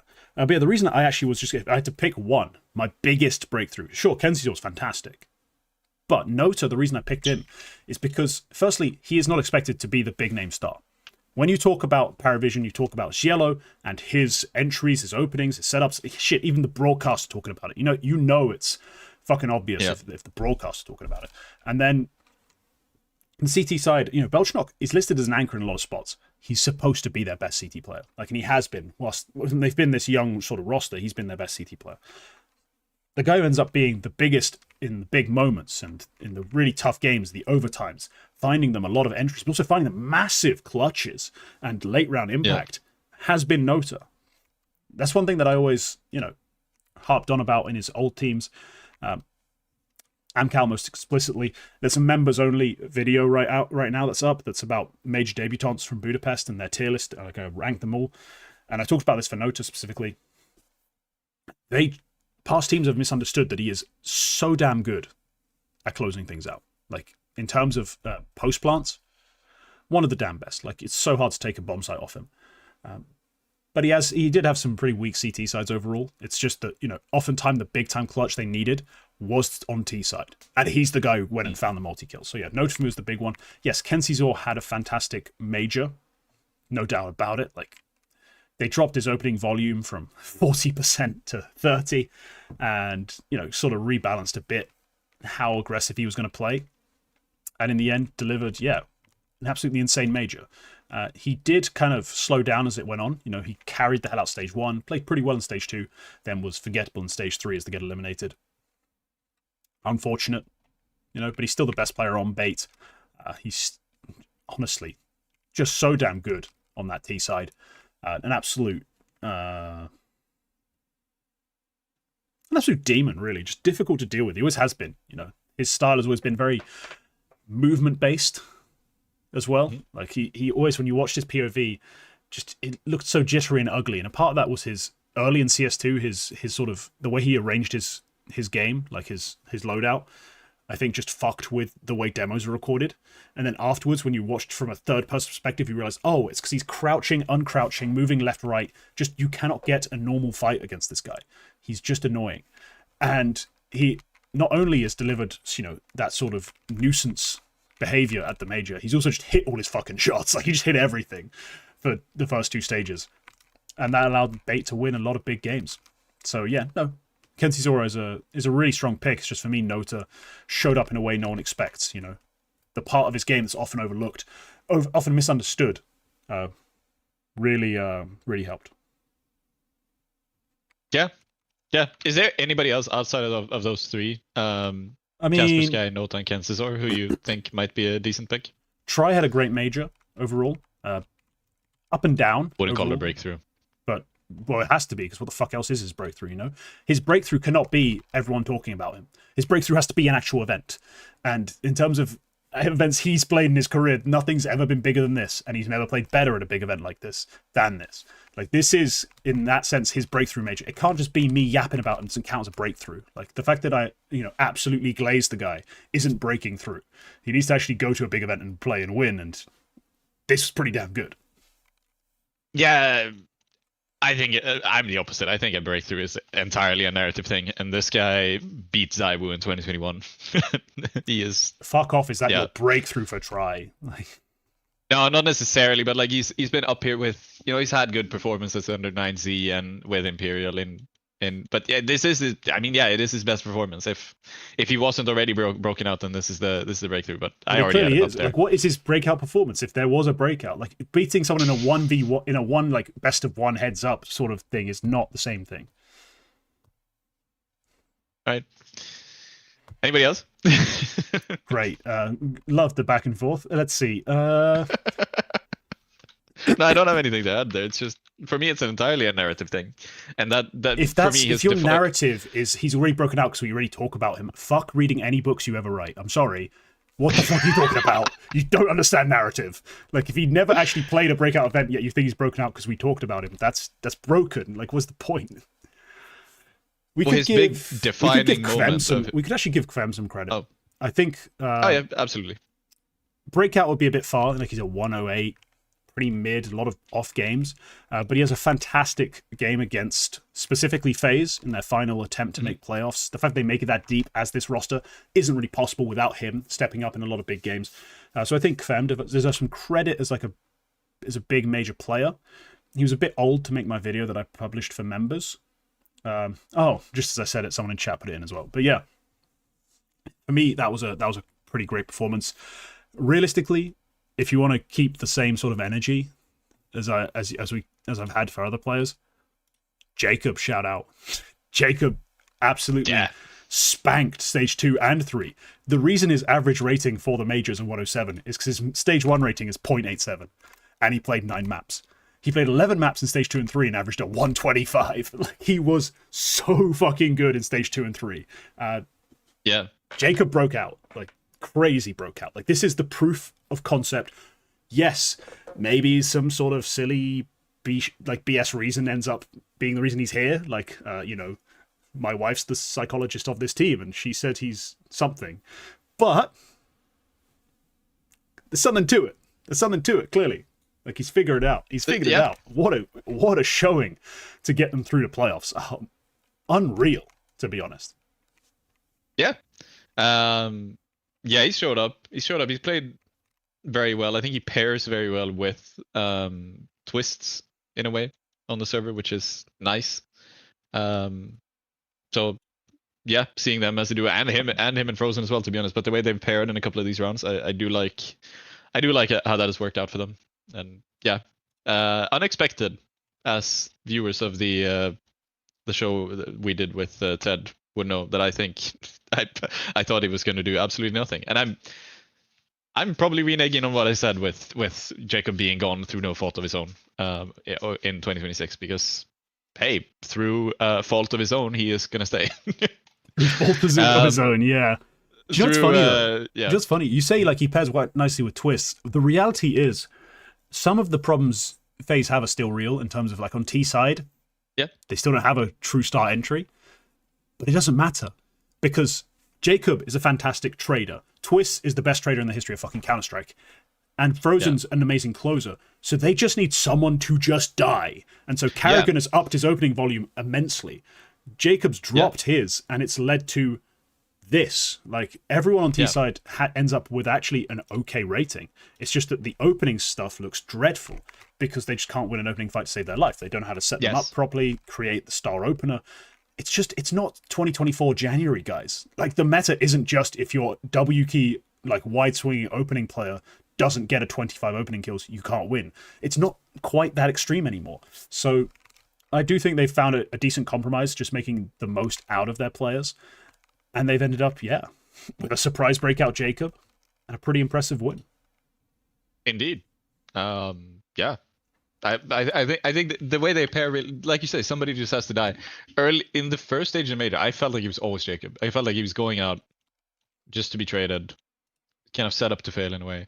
But they did adjust that through the major as well, I think, and it showed, because Jacob's openings absolutely dropped. But now more of the time, I think we're seeing sort of, if we're talking about nuke T side, we're maybe probing into Hut. You have this Twists and Jacob duo walking into Hut. Somebody's gonna die. The other player is gonna trade every time. And yeah, we did also get some pretty good outright opening rounds from Jacob, I think, as well. So it's not the only thing which has changed. But he's gotten slightly more efficient on the opening kills he does take. Like, stage 1, he's like I checked the number just now. He's taking 25%. He's dying on 18. So pretty bad. But he has, I think he has found a better balance in terms of his own fit. Like, his IGL's done a good job there, but he's also just been better. We have another question here from fatkoala, which isn't quite major related, but it's the sort of question we would always be interested in. Who is the next CIS team to make a breakthrough? And fatkoala, being a viewer of ours, decided to also throw in his take, which he believes to be correct. Being obnoxiously opinionated is a requirement in the King's Court. He believes it's going to be Novak, the Kazakh team. As you all know, Kazakhstan is the next Mongolia, a take from yours truly. I'm not sure about Novak specifically. I think they've just been on a nice run with a bit of overperformance from Tasman, and I think Defizer is the other guy who puts up numbers. No, it's Pump, apparently. But yeah, Tasman's the big guy I've noticed to just topping scoreboards when I've seen him beating people. I don't really have much reason to believe this team is going to be something special beyond that point. They are fairly young. They've had a decent win rate. Last 2 months, 55%. It's not amazing. It's not dreadful. I mean, they have just lost their last 2 games to WW and K27 2-0. But in that sense, my pick is one of the teams they lost to. Like, if there's going to be a team that sticks together and will break out from the CIS region over the next sort of 6 to 12 months, it probably is K27. I think not just because of Cashlid, but because of Zido, who's also very young, and Relaxi, having signed a very solid piece in Chegev. They are threatening, and they've been climbing the HLTV rankings in terms of the Russian scene for a while now. I'm not sure where they are in VRS actually. Let me see. VRS Europe. 57 in 42 in the world. They're 30th in Europe. So yeah, 42 in the world. That's a pretty impressive spot. They're about to make that leap. You're going to see them in a lot of online cups in the next season, getting all the invites to playoffs and stuff. Yeah, I like it. I like this K27 team to break out. I don't think Cashlid is quite Deus Ex Machina in the way some people say he is, but I think he is a very solid player in the... It's sort of almost Klim mold, where it's just like, give him almost any weapon, he's likely to just have his crosshair generally well placed. Like, I think him and Jorko share some similarities in that sense. I'd give Jorko the edge because he's even younger, but Cashlid is a solid guy, a solid player to be excited about. Zido, very explosive. Relaxi, a bit more composed. This is a threatening team from the CIS. Yeah, the tricky thing about answering this question, I think, is the teams in CIS don't really break through. It's more players, and then they move on in a way. I think maybe the last team who broke through in a way in the CS region was Hotu at that ESL Pro League run. So it's, other than that, you sort of do have Gun5, Betera, and these teams who sort of do just sit where they are. Yeah, they might go up in like a couple of good spots in ranking into a better tier 2 spot, but generally speaking, their best players are going to get picked up and move on to other teams, and that's what's going to happen, and that's similarly going to stunt their own growth. But you can talk about K23 is a great pick. They have been climbing very sharply. A lot of their players are being looked at. I cannot imagine Cashlid stays on K23 over the winter. Surely not. Surely there's a CIS shuffle where he is involved, one way or another. I think Novak, to be fair, Novak are they are looking decent, and it's a team that I could see sort of break out, because in a different way, I think being all Kazakhstani, you don't get the same eyes on you, and I think maybe you don't get the same consideration for moving into other CIS teams. I think maybe you are, in a way, you fly under the radar a bit, because nobody's going to look at Novak and think this is a impressive, team which is going to keep moving upwards, even if they are, in a weird way. So they might be sort of immune to that and might be able to stick together. Nuclear Tigres is one I'm thinking about. Pretty steady climb for the past 3 months or so in the rankings, playing very well. And I gotta say, 2 teams I think should be breaking out a little bit more than they are, but I think could start breaking out, start moving upwards as teams, would be One Win and Sangle. Because I think they are a little bit disappointing. One Win should have been moving up for so long, One Win's like, there's talent here, we've got the veteran experience, we should be really good, and then you watch them play, you're like, yeah, if you didn't keep losing these stupid games, you should win. You shouldn't be losing games to Nexus. Sorry. You're just way more talented than they are, so yeah, frustrating. Yeah, but I can see that changing over time with how their players develop. They do still have Kronos and Oslik, who are very much still developing in a way. And it's sort of the same thing with Sangle, where I feel like, wow, 5 players who all of them, at least 4, like at least 3 of the players on Sangle in a different timeline are playing in tier 1 at the moment. It's just the case, I feel like. Norway, Patsy, and Result in a different timeline are in tier 1, 100%. They don't play, but they don't really play the way where they should be in tier 1 at the moment, and that's the way it's going. This team is not going to break through, and it's actually Danist, who I think is maybe the more impressive player overall so far for Sangle. But the fact that the talent is there, the experience is there, that's something which could change at more or less any moment. I could see them breaking through, but for now, I gotta agree with you with K23 just rising upwards. I'll make you a sneak pick. I think BC Game might be the big CS breakthrough if they sign one more CIS player, then they might be the next big breakthrough team out of that region.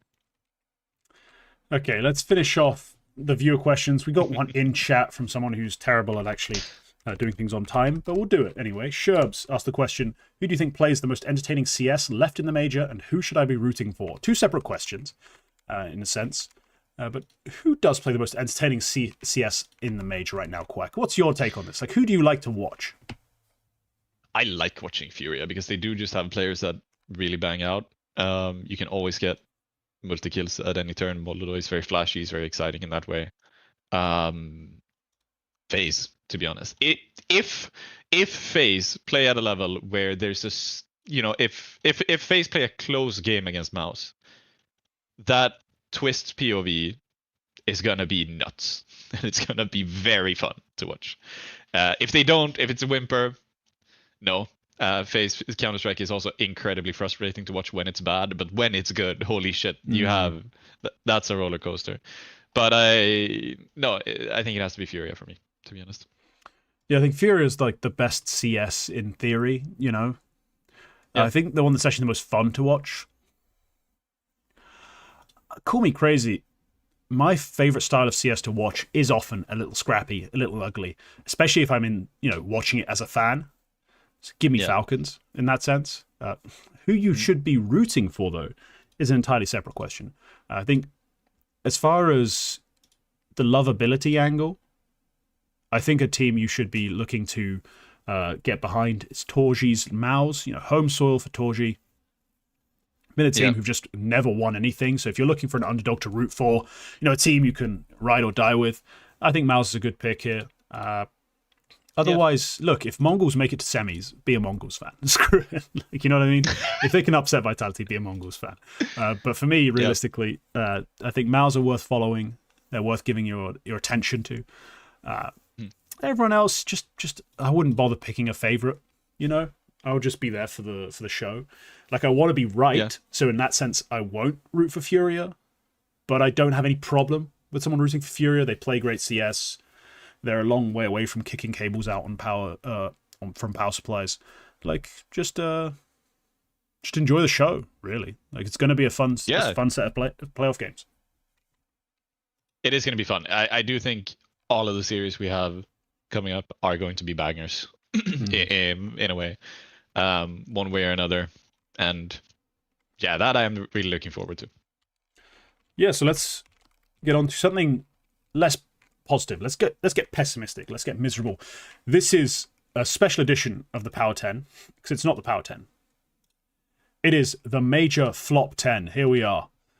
We have the 10 biggest flops from the Major. Starting off at number 10, we have Tanir. You made playoffs 3-0 and still managed to do sweet fuck all. Tanir, you are number 10, biggest flop of the Major so far. Number 9, Rez. What the hell, bro? I got star performances out of Hypex. Nowhere to be seen. Nowhere to be seen. Rez, you are the number 9 flop of the Major so far. You've let PR down, you let yourself down, you let your country down. Honestly, you've let the Gamer Legion down. Rest in peace. And number 8, the Gamer Xantares. Look, Xantares, you... Honestly, if there was a PR campaign right now, like Turkey was like, all hail our national hero, Turkey's number 1 aimer and player, Xantares. Y'all be begging to be Greek again. Like, this was a terrible, terrible showing. Like, that was awful. Genuinely despicable. Number 8, Xantares. This is the real pessimistic. We are haters today, Quack. This is the point of the flop 10. Like, at number 7, Grim. The little minion that could, definitely did not. Kvem was fantastic. Got on our picks for being potentially a breakout player of the stage. And just didn't have it. In the big game, they needed to make playoffs. He just wasn't quite there. Across the entire event as well. Pretty underwhelming. JT had to carry the weight. Nyx had to clutch. Grim just wasn't good enough. At number 6, we actually have a duo. It's Skulls and Cello. Yes. They can share this spot because I just hated both of them. throughout this entire thing. Munster, the numbers don't lie. I needed more. I needed more from Grim. He's supposed to be one of my big dogs. He wasn't there. Holzerk's meant to be bad. Grim's meant to be good. So Cello and Skulls, let's focus back up. You got, as Imperial, you got try playing fairly good CS. You had no way, out of nowhere, carrying big games. These two, AFK. Number 5, Lux. What was that, bud? What on earth was that? That was some of the most underwhelming sort of favourite play I've ever seen. Just not good enough. He himself as well drops off massively individually. Number 4, Insani. I guess lucky that no one cared about MIBR because no one's talking about the fact that he was just bad. Like, that's gone completely under the radar. People talked about, oh, you know, they've got Klim. I guess we got a bit of Klim attention, and that's about it. No one seemed to notice that Insani, supposed prospect legend of the Brazilian scene, who's supposed to be the next great thing, should play on every team that's ever been in title contention for the Brazilian scene, just completely bombed. Nobody gave a shit. Number 3, Device. No, I don't need to lecture him, just Device. Number 2, Belchanok. What happened? One of the oldest, most experienced players, by default, kind of on this Paravision group.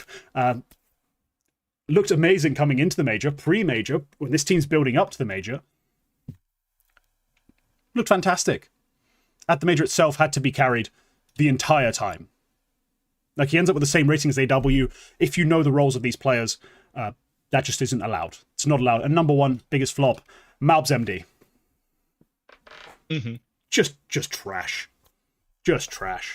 Like, I wish I could be nice. He was horrible. Malbs, I've been on this guy's side since Loss 1, or whatever the hell they were called. They were a variety of weird things, but since Team 1, I've been on Malbs' side. Hell, I was on Malbs' side when he gets signed to G2. People are like, this is a bit of a rogue pick. I told you, he's got the talent, the mechanics, he's there, he's going to smash. This season's been bad. This major was a culmination of it. It was the worst. The worst Malbs MD we'd seen. Yeah. That's my flop 10. Quack chat has obviously reacted with great furor to this. Some justified, some unjustified. Who knows? Not my decision. I've already made my picks for my power 10, my flop 10. Mm-hmm. What do you think is the big anomaly? What's the big problem here? Who do you not like in terms of placement? Maybe there's a player who you don't think should belong here. I saw some reactions to Grim's placement. What do you think? Well, Grim's placement, I think, is maybe slightly harsh because he did still have a couple of really good performances. He just sort of slowed down in a way, which is a flop, but maybe not the biggest flop. I think Xantares should be higher. There's absolutely no way Xantares isn't higher when he is on a, let me check the rating, 0.94 in 6 maps. There's absolutely no way Xantares isn't higher on this list. It's the big anomaly. It's an indictment on their calling, on their coaching, on their util. Xantares could be number 2 on this list. Okay, fair enough. He could absolutely be number 2. Yeah. He. Other than that, no, I don't have a big anomaly. There's nobody. Rez is, I think, is maybe also a bit harsh. 0.98 being the 3rd best player, flopping in stage 1. Would have expected more. In stage 1, yeah, please. That's the problem. He played stage 1. Yeah. He's Rez, right? Isn't he like? Yeah. Supposed to be good. I think you could give it to. You could give it to all of Linvision. You could give it to maybe Brokey. If a team you expected to go 1-3 goes 1-3, what are we talking about? Also, Brokey's playing like his best event of the season just now. In terms of land play. Before that, he was playing his worst event of the season. He was playing. He didn't flop horribly. The major. His major is an upgrade on what he's given us for the last 6 months. So you know what? W Brokey. No, if he was gonna make it in, he was gonna be number 10. So I can see that. No, I don't know. I don't have any other big anomalies. My eyes went to Art. Maybe I would have expected more out of such an experienced caller as Art. When you're making it this close, you're doing, and you still don't make it over the line. But honestly, I had Flux of 03. I didn't expect anything, so Exactly. I can't even really do it in good. It's not much of a flop, in is good it? conscience. No, it's not a flop. It's more they were supposed to be bad and were bad. they were bad. Yeah. No, I agree with this. Insani actually, yeah, very not at all talked about. 0.92 in 4 maps. Yeah, just absent. Fucking entirely absent. Exit is a 108. Mm. You cannot have that if you're Insani. Yeah, Insani, I think I had overlooked it for a bit because I was so focused on Klim. Like Klim was my big sort of all out in terms of prospects this year. Yeah. Had the ridiculous Zywoo comparison. Saw him play. He played 2 fantastic Mirages, 2 pretty forgettable Inferno and Trains. Well, 2 maps, 1 Inferno, 1 Train that were both bad or mid. Not a great run from him, but I had highlights. You know, I went through one of the demos. I talked about, you know, this is at his peak, what he can offer. Mechanically, he's so superb. Almost entirely missed that Insani had just decided to basically not show up. Like, he wore the jersey, sat at the desk, held the mouse and keyboard. Besides that, might as well have not been on MIBR. So, deservedly, I think, gets a bit of flack from me. Because he's not getting it from anyone else, it seems. Unless I'm very unaware of the Brazilian scene reaction to MIBR's exit. I think this might be the only time he gets criticized for this major run. Yeah. I did have one more, which is a bit harsh. It is a major debutant. Venom Zera? Were we not expecting more out of the best star player on Red Canids than 0.84? Here's the thing. I agree with the logic. It's sound. And, you know, I'm going to do... Okay, this is going to be inspired by some American sports shows I watch, but I'm going to throw them on there. I'm going to have your edition tacked on to the list. Like, just kind of just thrown on there as an extra sort of addition.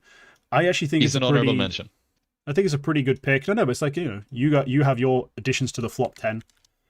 There you go. Yeah. Venom Zera thrown in. I don't know, put him between these guys. Rotate him a bit. Like, yeah, this is the quack pick. There we go. Actually, let's see. Anyone in chat got someone they want to add? Let's add one from chat. Chat, who do you think could be a flop 10 from this major? Chat, throw your ones in. I'll just honorable mention maybe Wrinkle, specifically because of some of those best of 3s. The problem I have with Wrinkle is why a lot of players who could have made the flop 10 didn't make the flop 10. I expected exactly this. Like, I expected exactly this. I expected freakishly good one-offs and some absolutely horrific underperformances elsewhere, and silly deaths and misplays. You know, things that define him. Just define Wrinkle. Like, too many risks. We've got Zwei. Zwei, I don't think can be considered on the flop 10 when Tanir's already on there. Like, I think Zwei is supposed to be worse rated than Tanir in that sense.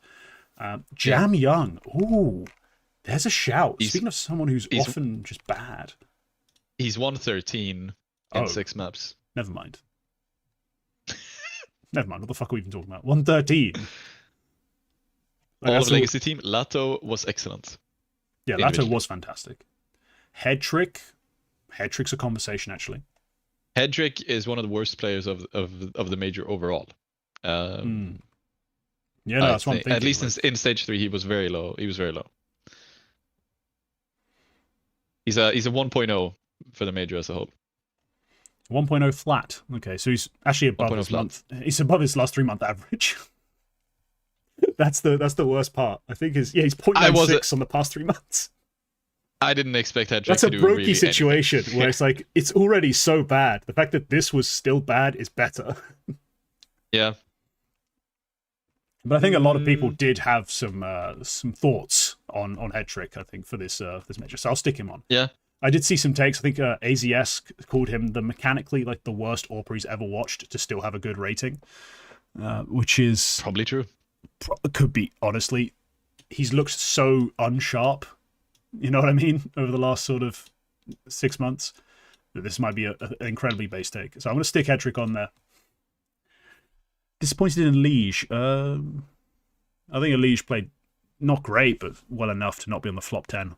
Yeah, he's not on the flop 10. I don't have it. We have underperformances. Could you give it to Towson just because of how good he's been in the fall season? No. He's a 0.92 again because he's supposed to be, but it could be a flop because he's out of 108 before that. No. It's a big delta, but he's not supposed to be a 108. No, it's just the sort of thing where, like, if you're a role player Yeah. who plays beyond his roles, then when your team gets smashed in every game and Rez shits the bed and you're all of a sudden not playing massively above your delta, like, your expectation, like, so what? Like, Towson, I don't think gets that judgment. Yeah, true. Snow might be a fucking pick, actually. Speaking of, Mr. gets all his star rolls, then is Snow anyway. Snow. True. Yeah. I mean, he's so young. I always feel really bad about ripping into Snow. Because, you know, you always forget he's like 7. But I'm going to throw Snow. He could honestly be flop of the year, to be honest. Just as a side tangent, Snow has played a full year with Pain. And they've been up there. As much as, you know, as much as Pain has maybe been a fraudulent top 10 for the amount of weeks they've been a top 10 team on the ranking, they've still been up there. They've still played the events. They've still played the games. They were a major semifinalist. They did beat Furia. And still Snow is fuck all. Still Snow is doing fuck all. He could be flop of the year. Yeah, he could be. He's in the conversation. Yeah. I'm not adding the turkey flag, for crying out loud. I've made enough comments in this episode to start a civil war and get me stabbed. I'm not going to fucking throw the entire Turkish nation in there. Yeah. Now, my opinions on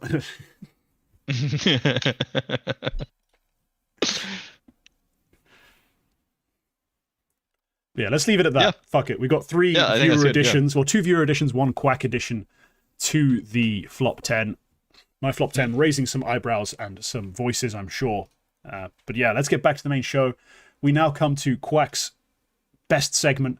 It's something he invented just because of his familiarity with the subject matter. It's the show that used to have a theme song and a little animation, but I accidentally deleted it. It is time for Cock of the Week. Usually I have a tweet or an HLTV thread here, but today, honestly, it's a little bit more abstract. Yeah. Let me ask you. We had news this week about the fall major of 2026. Do you know where it's going to be? Singapore. How did you find out about that? Twitter. And from PGL's own account yesterday when they announced it? Or last night? I think someone retweeted it, yeah. Yeah, okay, so you found out maybe... I maybe... don't follow PGL, you know, so... but maybe you found out this morning, all right? It wasn't... Maybe you found out this morning we were going to be in Singapore. I found out yesterday evening. All right, yes. A lot of us found out a day or two earlier because they accidentally, you know, published on their website source code which mentioned the PGL Singapore major and all of their graphics, which somebody just found, posted about, and it was the most underwhelming announcement to know where the next major was going to be ever, because it literally just... Cock of the Week this week is actually, it was supposed to be just PGL. I'll just say PGL's web designer, because they just fucking left it in a GitHub repository, and we were just like, somebody just found it and was like, oh, we're going to be in Singapore for the next major, and that was big news for... Yeah, I think this would have happened on Friday or Thursday. Honestly, it's so Cock of the Week is dude.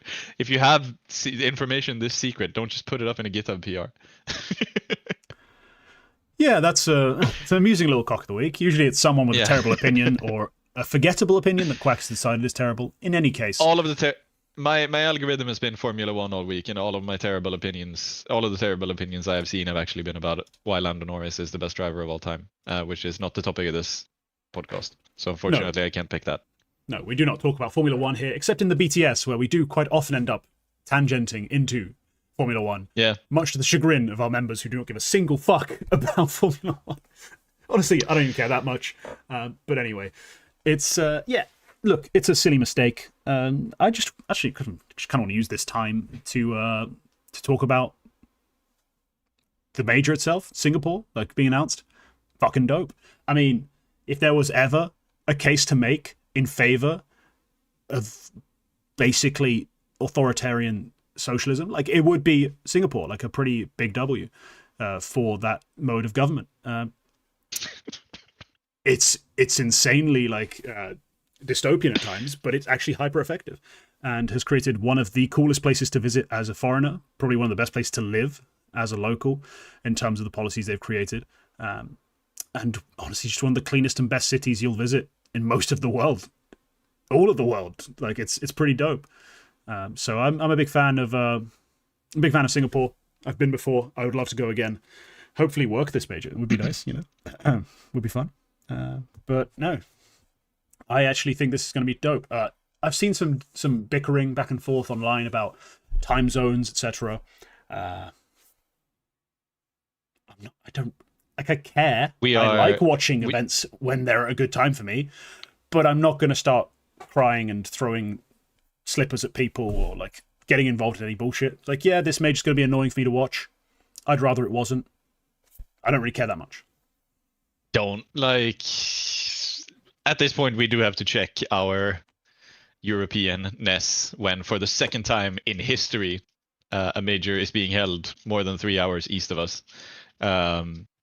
So, well, look, 1 hour east of us, I think. If everyone else wanted to, you know, really get the majors at their time zone all the time, they could fucking play CS. Is kind of the counter argument to that. Like, if y'all want to stop playing League and Crossfire and play CS as your main game as a sort of continent, then sure, you'd have all the majors, but you don't. Just for the simple fact that Europe plays CS a lot more than you. At the end of the day, I'm okay with it going to Asia. I think it's a cool place to go. The majors should be in cool places. I like Singapore. Like, that's fine. It's just when people have that complaint, like, oh, the Europeans so privileged. It's like, yeah, we play the fucking game. Like, of course we are. Like, it's us. We are CS. I'm sorry. Like, this continent is the CS space. Everyone else, it's cool that you guys play and we appreciate. It's just if you guys were millions and not thousands, we'd not be having this conversation every time a major moved. Like, we wouldn't have to have this debate or these things pop up. So enjoy it and shut up is all I have to say about it. Yeah. Hey, I don't mind the morning times. I like the morning games. Shanghai was pretty enjoyable. You woke up, got a cup of coffee, and then you watched a major game. That was a nice way to start your day. But I'm also, you know, I live the fun employed lifestyle. So it's much easier for me. I can understand if you have a 9 to 5, maybe that's annoying. You go 9 to 5 and you watch the major whilst you work. Quit your job. Quit your job. What are you gonna do? You're gonna go to work? Just quit your job, bro. No, but seriously, like if you are working a 9 to 5 in an office, do you not just watch fucking TV all day? I've worked in an office. Yeah, shout out. It's what everyone does. Yeah. Shout out everybody just back from their lunch break watching this fucking show. So yeah. Shout out everyone who's working and listening to the show anyway. Like, yeah, yeah.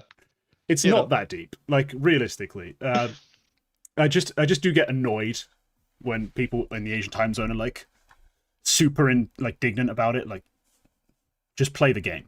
If more of you played the game, it wouldn't be this way. We'd have an even split, you know. Yeah. But it's all right.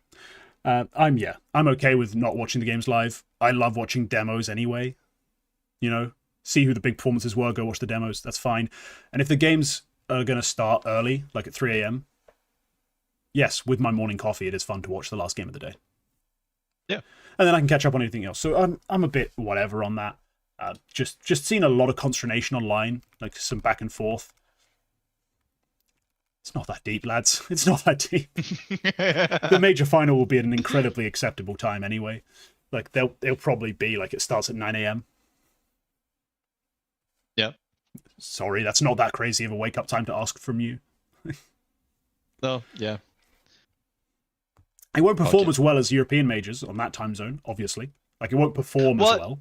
In terms of the random viewers who are not Counter-Strike major viewers, you know, typically, or Counter-Strike viewers, typically, they won't be as interested, I think, just in terms of they won't be online. But it's fine. Yeah, it won't perform as well as it won't perform as well on the platforms that we know. Shanghai was supposedly a very well-watched major because a lot of it was watched on platforms where we just don't have viewer statistics. Oh, yes. Like in China. The Chinese viewer statistics, historically, and look, unreliable at best. Yeah. But we have, you know, we don't have real numbers. We just have people who say it was the most watched major of all time, and then we also have people who say that all of those numbers are faked and nobody watched it. people in China, more people in China than usual, are probably still going to watch this Singapore major. So we have no idea what the actual numbers are. We'll see. Fuck it. We'll see. Yeah. Until actually, that's the other part of it. There's a big factor. The fact that they don't. The fact that the Chinese viewers don't watch it on Twitch, on YouTube, have to play through different servers, always kind of skews everything and makes it very weird in terms of how big the Asian CS scene is. I always forget that. So potentially, do you remember the Copenhagen Open qualifiers, where supposedly the Chinese Open qualifier had 4,000 teams signed up for it? I heard about this. Yes. I don't remember if we ever got that verified, or if that was some sort of weird data quirk. But I thought it was. It's quite likely that 4,000. I mean, an open quali for the major, teams are just going to sign up. If you're groups of 5 dudes playing CS, we've signed up. We've played open qualies for events against actually good players, gotten utterly crushed for no good reason. Yep. But it was fun. It is really fun. It is really fun. So more of that, please. But yeah, that's the cock of the week. Not that egregious of a cock. Bit of a silly sort of side tangent conversation. Let's get into the retake games, where we only have one game today, and it's me who's doing the game. Quacke, we're playing Bullseye. Yep. That's going to be... I think it's going to be difficult. It's going to be major stage, I think, 2 and 3, the stats. I'm asking for Bullseye. Let me just check. I'll just check by the players that are in this. Yeah, pretty sure this is stage 2 and 3. No stage 1 stats involved. 99% sure. If Lato shows up in any of the numbers, then you have stage 1. But yeah. Yeah. I'm good. I'm good. There's no Lato. Yep. Right. Nice. I would just assume he would be top in a couple of the stats. X. Doubt it, actually. But anyway, all right, let us begin. This is Bullseye. The rules, for those who don't understand, Bullseye. Quack has basically the top 10 in front of him. Think of it as like a visual darts board. And he's throwing his darts, trying to get them towards the center. So if he gets the number 1 player of the statistic, he gets 4 points. If he gets someone in the top 5 who's not the number 1, he gets 2 points. And if he gets someone in the third row, the third section, he gets 1 point. Those are players 6 through 10. Quack has 5 categories, a total of 40 points available. Right? Yes, a total of 40 points available to him. Let's see how he does. So, stat 1. We're going to start nice and easy. Where is it?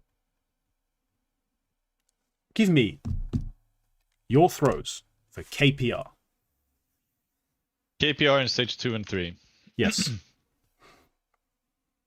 Ooh. Well, is it only players who played in both, or is it the stages overall? It's just the stages overall. Okay, no map limit? No map limit. Well, 4. Because then you've played. Yeah.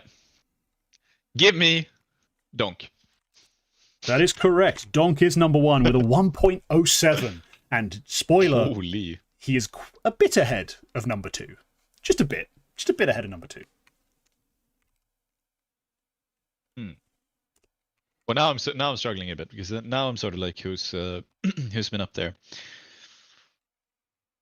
Last time we played, last week, I flopped a bit because I didn't pick Wonderful, and I think with stage 2 being that good, last time was Statsmeister. It was different, but yes, I like stats games. Yeah, Wonderful. And that's 2 points. Wonderful is third. Yes, he's third in KPR. 0.87. It's actually more than I thought it was going to be. Wonderful has had a magnificent major, as I said earlier in the show. KPR, I don't think there's other Spirit players up here, because I think the other riflers have been a bit and Shiro's not going to be that high in KPR, I don't think. Who else went 3-0? The Furia players, of course. Furia went 3-0, yes. Gotta be... I'm trying to remember who I saw high in the rating list for Furia. I'll say Keserato. Hang on. Let me check. KPR list. Here it is. Aha. Queserato is correct. For 1 point. For 1 point. Yep. So it would be what? Sixth, seventh, something? Queserato is number 7 at 0.81. All right. So that's a 7-point start.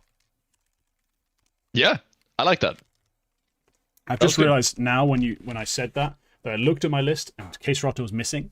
I did this on my phone before the show, and I actually didn't set the minimum correctly. So I will be adjusting my numbers now. Everything else was correct.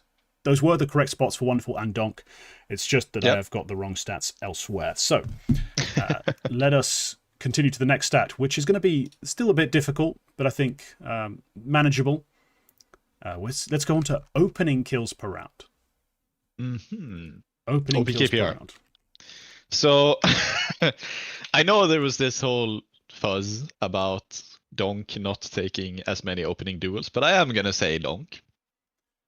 That's 4 points. Donk at 0.23 is number 1. Just actually for reference, because we didn't talk about how the actual first stat, the KPR, landed. Yeah. Zaiwu was number 2 with 0.87. Number 4 was Kyosuke with 0.84. And you could have got... I was going to say Kyosuke, yeah. You could have got max points if you'd picked Shiro at 0.83. My God. All right. Yeah, 0.83 for Shiro. He was number 5. After that, it's G, Solid. Jacob, Stare, Controllers. And finally... Yeah. Wow. I don't know why this leaderboard just reset. Hang on, this was wrong. The leaderboard reset to 5 minimum maps, not 4, so it removed all the fucking Furia players. Never mind. Molodoy's 4 at 0.84. Shiro's now actually 6. Queserato 7, then G, then Jacob, then Stare. There we go. Not sure why it keeps resetting. I'm going to have to keep fiddling with that to make sure it doesn't fuck me over. Yeah, it keeps resetting to 5 maps, but yes. Okay. Donk is still number 1 for the second stat. Yeah. I talked before about Controllers having very good opening success rate, but he only had about 20% attempts. So he's probably up there in the top 10, but I'm not sure I want to go for him now. Okay. Who's going to be... I'm not sure Yekindar is going to have that high, because his overall stats were pretty bad for Furia, to be honest. Or no, I mean, they went through, but I think he was the worst rated Furia player. Mobs is not up there. Distinctly disappointing in openings. FaZe also kind of disappointing in openings. Other advancing teams. Vitality. Flames, he had a low rating, but I could go for him. Or just Zaiwu outright, to be honest. Because of Zaiwu. Apex is a shot, but no, surely not. Let's do Kyosuke.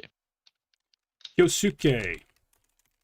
That's going to be 2 points. Kyosuke is number 3 at 0.19. Nice. Right, I don't think we have anything out of Tenir or Zwei, obviously. Especially with Donk being this high.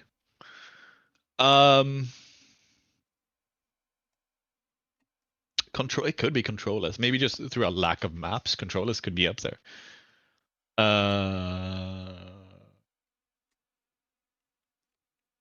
And who am I forgetting? So FaZe, I want to put Imma, but I don't think Imma is that high because they played so many maps. But they did also dominate stage 2.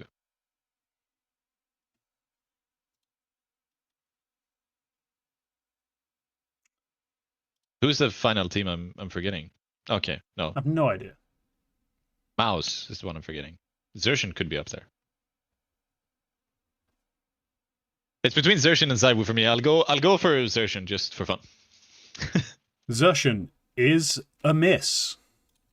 Fuck! So, the top 10 were Donk, Lake, Kyosuke, Molodoy, Yekindar, Controllers, Wrinkle, Jambo, Try, Malbs. Wow. Did not expect that.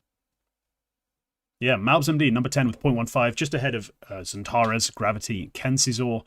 The highest rated Navi was the highest scoring Navi player would have been Makaze, who's not scoring at all. Oh, Makaze, of course, yeah. Vitality don't have a single player in the top 10. Rops actually leads them in opening kills per round.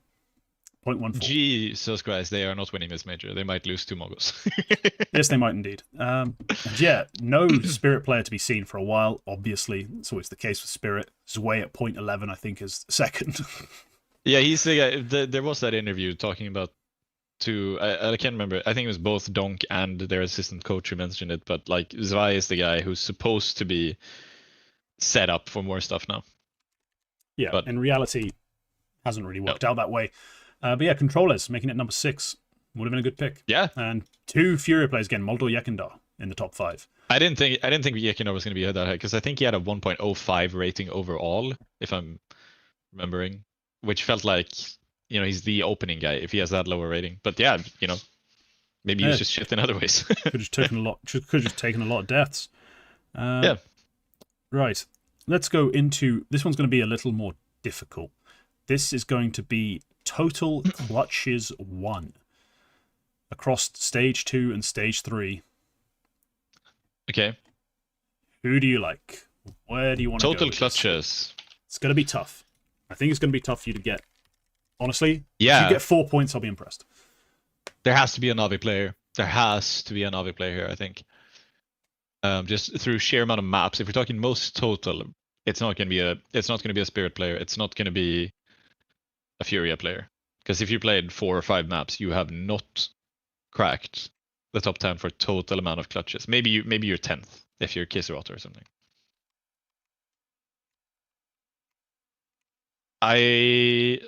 1v1s count? It's total clutches. It's just what the leaderboard has here. 1vx. Okay.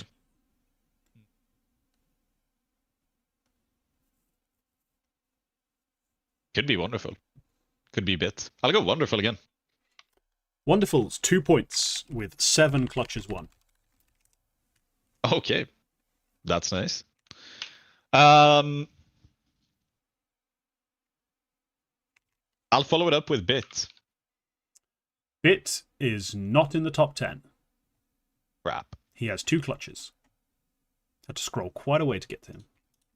That's not a lot. I'm thinking a phase player as well, but if stage 1 was included, there would definitely be a phase player with their scrappy maps and so many maps.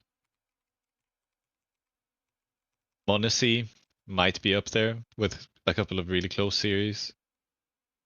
Yeah, I'll say Monacy. Monacy is not in the top 10 with 3 clutches. Wow. So, number 1 from Passion UA, Nyx, 8 clutches.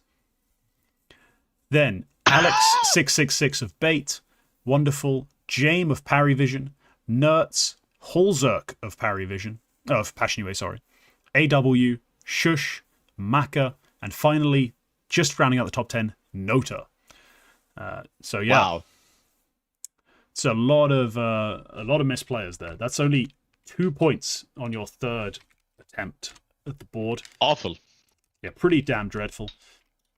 Honestly, whoever made that attempt should be embarrassed. Let's go now into, I think this isn't going to be using a leaderboard. It's going to be using one of the players' sections. Let's go here. Yeah. And ta-da. Right. This is also going to be tough. The last 3 are all going to be tough. You got layup after layup in the first 2. Like the fact that you didn't get max points in the first 2, bit of an issue. Stat number 4 is going to be flash assists per round. Flash assists per round. Fallen is high in flash, is usually high in flash assists. And it's per round, low maps. There's potential for big variance here. It could be very high, it could be very low.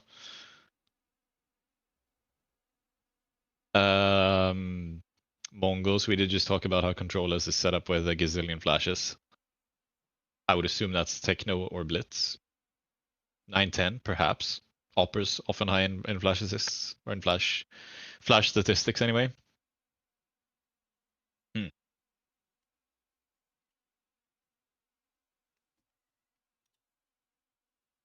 Wow, okay. And then we have Navi as well.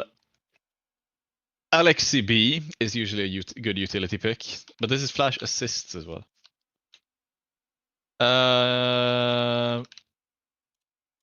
Gimme. I don't know which Mongols player to pick is the issue. But let's start with Alexi B, just to sort of gauge where we are. Alexi B is not Sign in the utility top stats. 10. Wow. Alexi B is... Where is Alexi B? Bloody hell. There he is. 0.07. 0.07. And he is not in the top 10.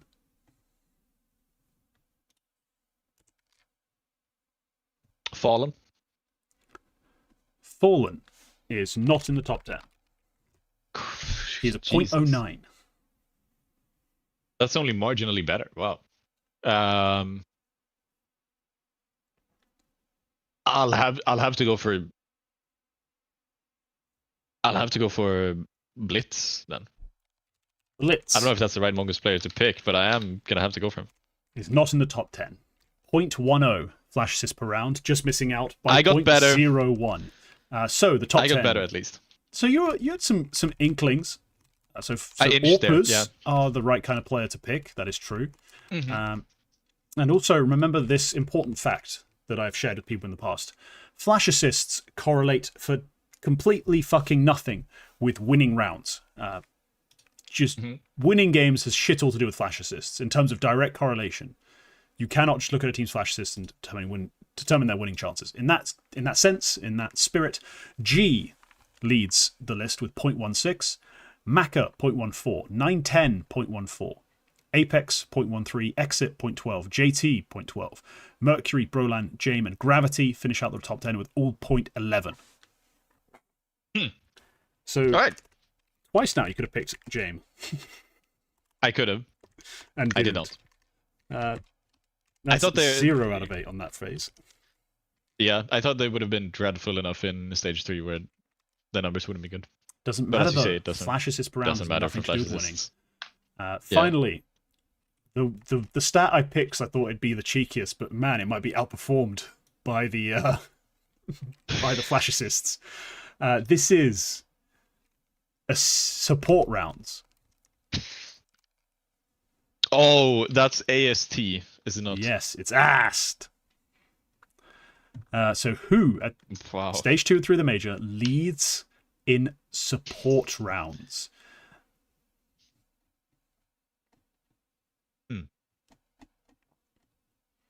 Assists, traded, those are the big ones. I'm not sure if survived counts. I think it does. Survived does count. It is literally just high cast, low kills. Is who we're gonna maximize for here. So high cast players usually are Jame, Shiro, like low DPR players. I'm thinking people who get traded a lot. Then I'm thinking Kerrigan. It's gonna be up there, but it's not. I usually also dying a lot doesn't really help your cause for survival. So sometimes you can find a player who's a middle ground. You can find somebody who like gets damage, doesn't convert into frags, but also isn't the pure opener, so they survive, but also takes some openings, so they get traded. I'll just say no, surely not. I will just say Donk, because I just think his numbers are going to be so insane that even the Ast is going to be top 10. So Donk is not top 10. I Fuck. think that's a genuinely horrific pick. Where the fuck is he? It's probably very low. Because I figured Donk is last. Is he last? 12.5%. Outright. 12.5%. He's last. Like, that is the worst pick you could have made. Jame. I don't know where Jame is, but he's not top 10. Remember, if you kill someone in that round, it doesn't count as a support round. So. Oh fuck yeah, it doesn't count. So don't know how Donk was in your brain. No, I just figured it counted rounds where you got an assist, a survival, or a traded, but you could have also had a kill. Yeah. And not that it was a round where you did nothing except assist, survive, or trade. get traded. Now I'm thinking like LXCB Brawlan, because they have a lot of rounds where they do nothing except that. Maybe more so Brawlan.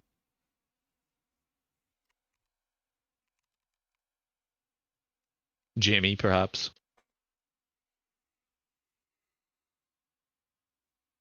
I also want to pick somebody who went like 2-3. Somebody who was slightly successful, but still ended up disappointing.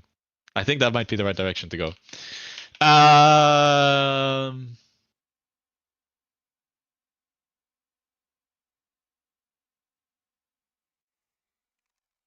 No, okay. No. I will say, I was about to say Device, but I'm gonna say Brawlan. Brawlan is not in the top 10. Crap. Is Device? No. So you went 0 for 8 on both the last two stats. The top 10 were. So assists, survived, traded. Spoiler, the teams are usually winning. Yuri, 38.7%. Chopper, 32.7%. Blame F, which is the shock, really, in terms of everything else. 31.8. As far as this stat's concerned, massive shock. Mezzy, 28%. Brokey, 27.3. Kicksan, 27.3. Flame Z, 27 flat.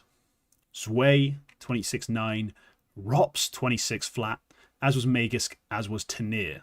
1, 2, 3, 4, 5, 6, 7, 8, 9, 10. Yeah, Tanir outside the top 10 technically, but he's tied with Magisk, so I would have given it to you. They're both 26 flat. So yeah. Wow. That's the top 10. Your closest guess to the top 10, let me see. I think is Jame at 22.5%. Roland is 21.1%. And as we said, Donk is last place. There's no connection between the types of players who are up here. There is. These are high cast players who do one thing incredibly, like, explicitly. Like Yuri in this run just didn't die. Chopper, all right, either didn't die or got traded explicitly. Like that was his run. Those are the kinds of players. Like Mezzy would have been should be a lock because Vitality win games. He's AFK. He's Zipnix. Like he's just AFK. Like, he doesn't have to do shit. Those are the kinds of players I think are kind of more obvious for this list. I think the tough ones to spot are the Blame Fs. Like the fuck is Blame F? Like I was doing on. I was this list. never gonna go for Chopper, Blame F, or Yuri. I was never gonna go for Brokey because I thought it would be too shit. The one guy I was gonna go for was I went to Astralis and my first thought was Magisk, but then I also thought he might have been decent enough to actually get kills, so I went to Device instead. But I should have gone for Magisk because he was up there, right? Magisk was 10th, yeah. He'd have been a point. Yeah, that could have been a point anyway. But yeah. Yeah. So in the end, you don't do that well. You end up going. Oh, did I close it? No, there it is. You end up going. So you got 7 on the first, 6 on the second for 13 at that point. 2 in stat 3 for 15, 7. And then zeros. So 15 out of 40. Not a great bullseye game from you. No, I was much better last time. Last time I was much better. I think I was also a lot easier last time. Probably, yeah. Probably. Well, that brings us to the Eternal Shuffle. It's the reason we've been dilly-dallying and taking our sweet time with everything else is because this part of the show is going to be incredibly short. Quack, what have you got for me? 9 have cut. Faven is benched. Modo is gone. He had a short-term contract anyway. They have signed Beanox. Probably the 8th time we mention him in the Eternal Shuffle this year. And they've signed Fuzi. They've actually signed Fuzi. So he is back. And we are so back. How back do you think this team is? Not that back. Like Farven, I think, was a big part of the reason why this team was good. And Beanox is not terrible. It's not Farven, so I'm not immediately loving it. But look, I do think they're going to be a pretty good side. Like Fuzi's a big upgrade to Modo, far more of a playmaker, far more impactful in games. Yeah, I think they'll be a good team. Where I'd put them is difficult, but look, they were just outside of major qualification this time. And I think they would have been a pretty competitive side at the major. So no, I think this is a decent little team. Not a crazy change. You know, upgrade one place, maybe a slight downgrade in another. I think it's an all right team. Yeah, Beanox is not bad. Is probably the best descriptor for Beanox. He has been decent in the past. He's also been pretty shit in some other cases, but 9 seems to be an environment where players can sort of thrive in a way which is slightly unexpected. Players like Rals, players like Kragan, even players like Faven. So hey, I don't know what to expect out of Beanox, but I expect it's going to be at least decent. But honestly, Fuzi being in here, yeah, this 9 team is going to be nuts. And they were one map away from going to the major this year. If they end up in the same situation, but they have Fuzi instead of Modo, they're in the major. Good chance. But yeah, it's a good chance. Yeah. So yeah, as a move, I think I'll give it a B+. Because I'm not overly sold, you know, on Beanox specifically, but I do think it's still a pretty solid move. Yeah. Ecstatic. This wasn't in the shuffle, so I'm wondering if maybe they are still playing, but the entire roster was placed on the transfer list earlier this week of Ecstatic, which means Acor, TMB, and Lelele, Nut, and Sira are up for grabs. They are still playing together, but they are up for grabs. Yeah, no, this is a nice, tidy little team. Like, you know, top 40 VRS. Yeah, considering they've never had that great of an AWPer, and they still managed to do a fair bit in terms of tier 2, tier 3 play. Why not take a risk on them? Like, at least sign the core if you're someone looking for a team. Like, I would take like TMB, Nut Syra, and Lily Nut Syra if you're a 100 Thieves type situation. Not saying 100 Thieves should take them, but if you're that type of situation where you just need a core of riflers around an IGL. The only piece I wouldn't be too thrilled about, like in any case, is Acor. And I think he's been particularly good on this team, but he's not been a massive problem. He's been better than Christu was, which is not saying that much, but it's at least a slight upgrade for them. So I would, I'd be cautiously optimistic about the prospects of this team and where these individuals can go. Look, I think if they can find the right org, like if they can get the right conversations, the right org going, and they can pluck the big BFS out of Kono, that's another top 30 Danish team right there. Like that, they're pushing into the top 30. They're making stage 1 of the next major. I think that's a realistic expectation. So why not? You're right. Yeah. I like this. I like the 100 Thieves move. I really like the 100.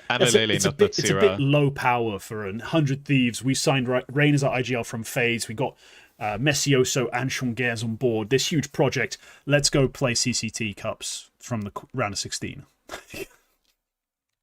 Yeah, but you're only doing that for 2 or 3 months before you're. If it works, there, yes.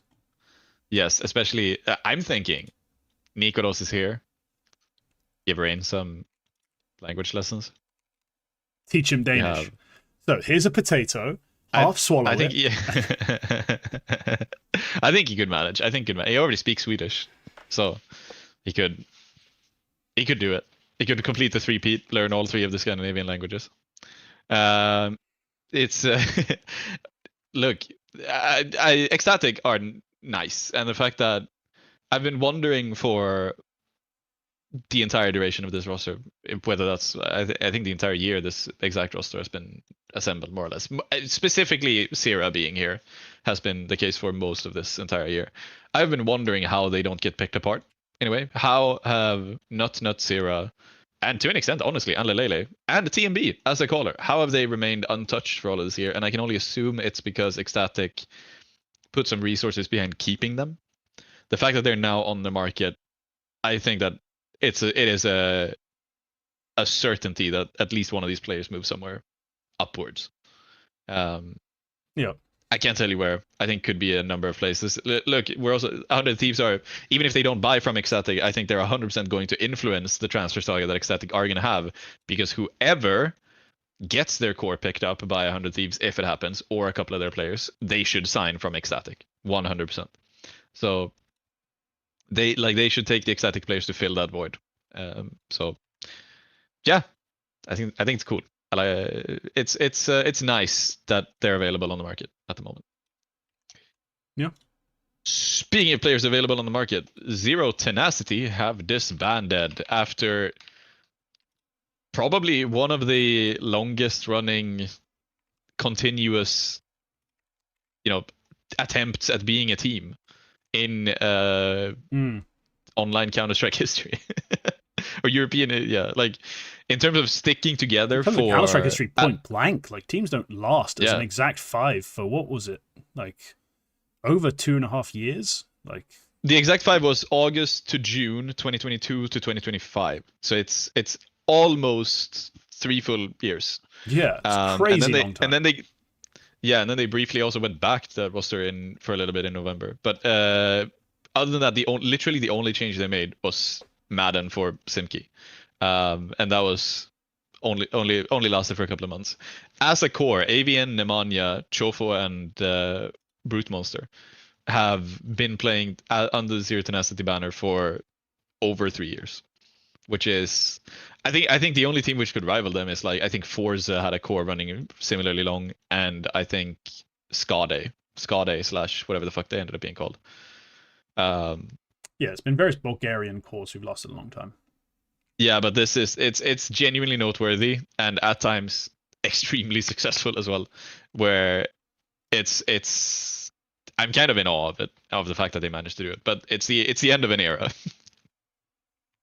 It is the end of an era. It's a weird thing, because to me they were always a bit meh.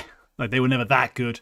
They had brief moments where their kind of weird, overly committal playstyle kind of netted them some wins, and people were like, oh! And then immediately accused them of cheating, of course. As you do. But yeah, they weren't that significant a team. They never qualified for anything huge, unfortunately. And I think they were just not that talented. I think the Madden experiment was a pretty good path for them to go down when they went that way. But yeah, eventually it just runs its course. Like, time to break up. Let Nemanja, Brute Monster take a look around the sort of Balkan scene, see if anyone wants them. Go play with some of the other talents from the region, maybe. Try to form a Balkan superpower. I don't know, call it Team something with a Y, I think, but we'll see what they come up with.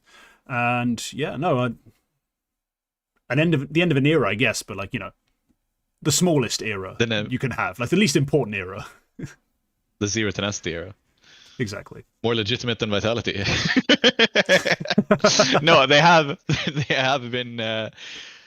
Yeah, they've been achieving shit. Like, they've been solidly the best Balkan team, I would say, outside of Bad News Eagles for the entire duration of their history. Aside from the team that made the major and won some small cups, there were actual lands and stuff. Aside from that guy. Aside from, yeah, for geopolitical reasons, they usually don't overlap either. those two teams. It's not. Yeah, but they've won a bunch of these, like, Balkan leagues. They've been like a mainstay in online play. Obviously, I'm a little bit sad that they're going, because they've been interesting. If nothing else, it's been interesting that a team with, look, personally, I'm not sure I see a future for anybody in this team in terms of staying at the competitive level they've been at. In this team. Nemanja, perhaps maintaining a 111 average over 1,159 maps is fucking impressive, but I'm not sure I see them going anywhere. So I'm a little bit sad that in that way the experiment, the very long running anomaly, so to speak, is ending. So, but yeah, do you think there's value in signing Nemanja or Brute Monster somewhere? I don't think they're not massively. Brute Monster is not massively old. He's 24. Nemanja is 28. No, but I don't think there's no value. Like, that's the thing. Like, it depends on what Nemanja wants to do.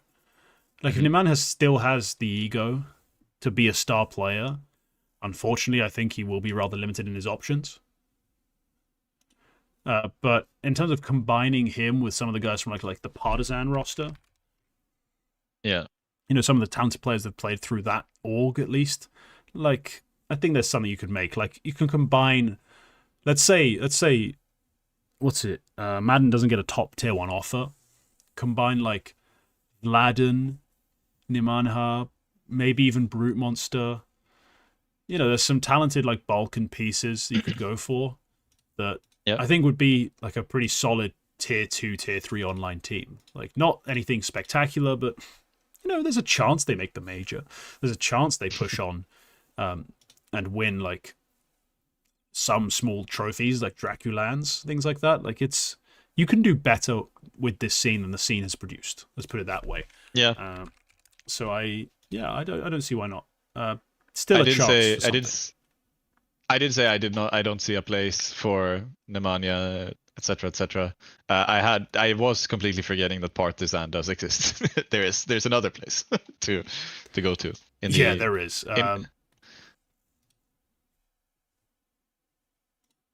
In the inevitable cycle of Counter-Strike, you can just go to Partizan when your time in zero tenacity is over. Because look, think of it like this: like Madden, Nimanha, like maybe Dragon, Vladen, and a caller. Not the craziest. Like you'd have to figure out some roles. But I think there's ways you can make it work.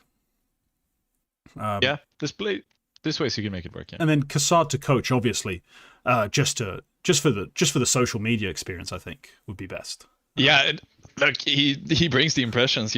That's honestly, if Kassad was pitching to coach a team, he would bring. People will watch. graph They of will his hate impressions. watch, but people will watch. Yeah, one of the things he would bring to that interview is his analytics. That's 100% what he would bring.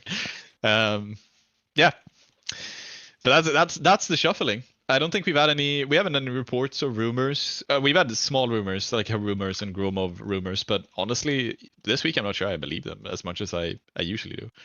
Give me one of them. Give me one of them. Just give me something to work with. Okay, let me see what Rumi has been posting lately. There was a Gromov one about heroic. No, sorry, that was a different one.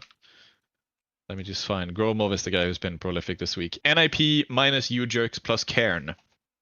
Oh, I already talked about this on my Discord. Yeah, if that does come true, check the rolls. They're not crazy.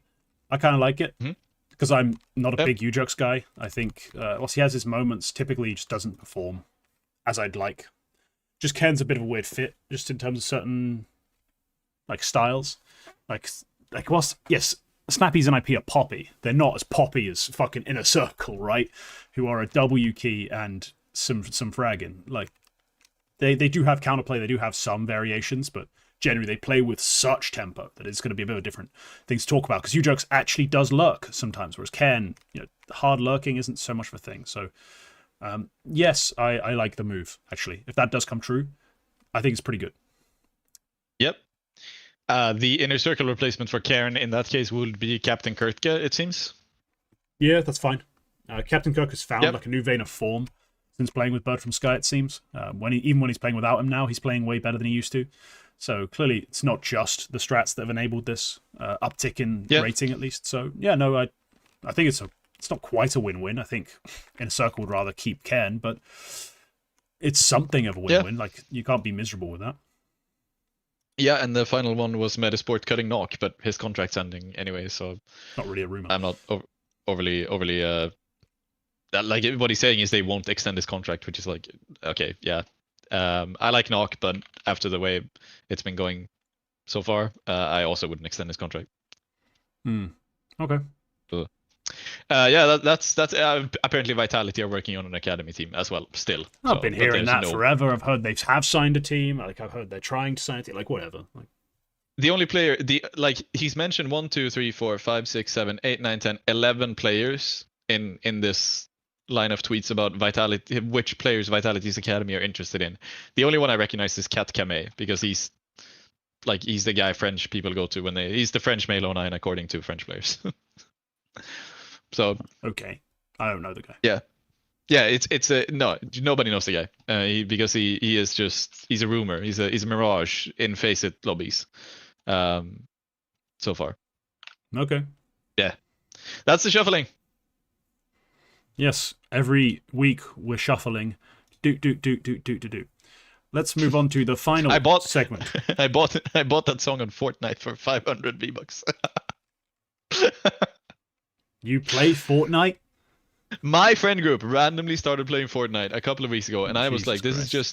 this is just a phase. I'm not gonna go play Fortnite." And then I just kept seeing every day they were in Discord playing Fortnite for hours, and I was like, maybe Fortnite is the play now. So I was like, should I play? And unfortunately, it is a very fun game. Unfortunately, it is a fun game. Boo this man. I play zero build. Don't hate me. Boo this man. Right, prospects of the week to round things out. After that, betrayal. I am going to go first because this is a funny pick to me. I have gone with Kato of VP Prodigy.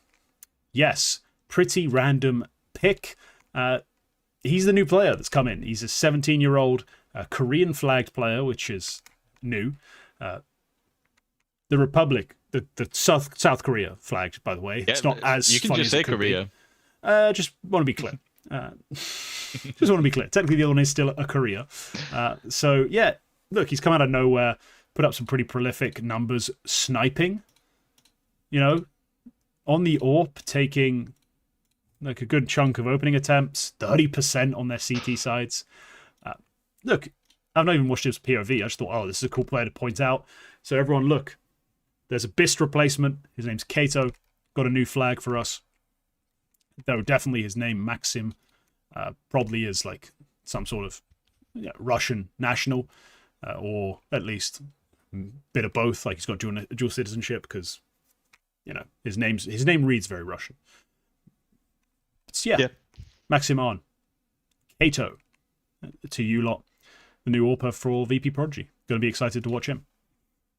Yeah, it's always fun when an odd flag pops up on an HLTV match. Yeah, I always like that. Yeah, nice pickup if he keeps playing this well. And look, VP Prodigy surprised. I used to think it was a dead end academy for a lot of time since the We Play Academy days. it was. But a lot of players didn't really end up moving anywhere, and the team wasn't really playing anything. There was a long time when they weren't even playing on HLTV, and thankfully for them, VRS LAN started happening, which put them on the ranking and put them in European Pro League and similar events, CCT as well. Since then, they've had players who played decently well, and they keep picking up a couple more. Nice job. I've gone for Yokab. Yokab has joined Johnny Speeds recently, and we talked about it on the show how it's a little bit of a tough spot for him.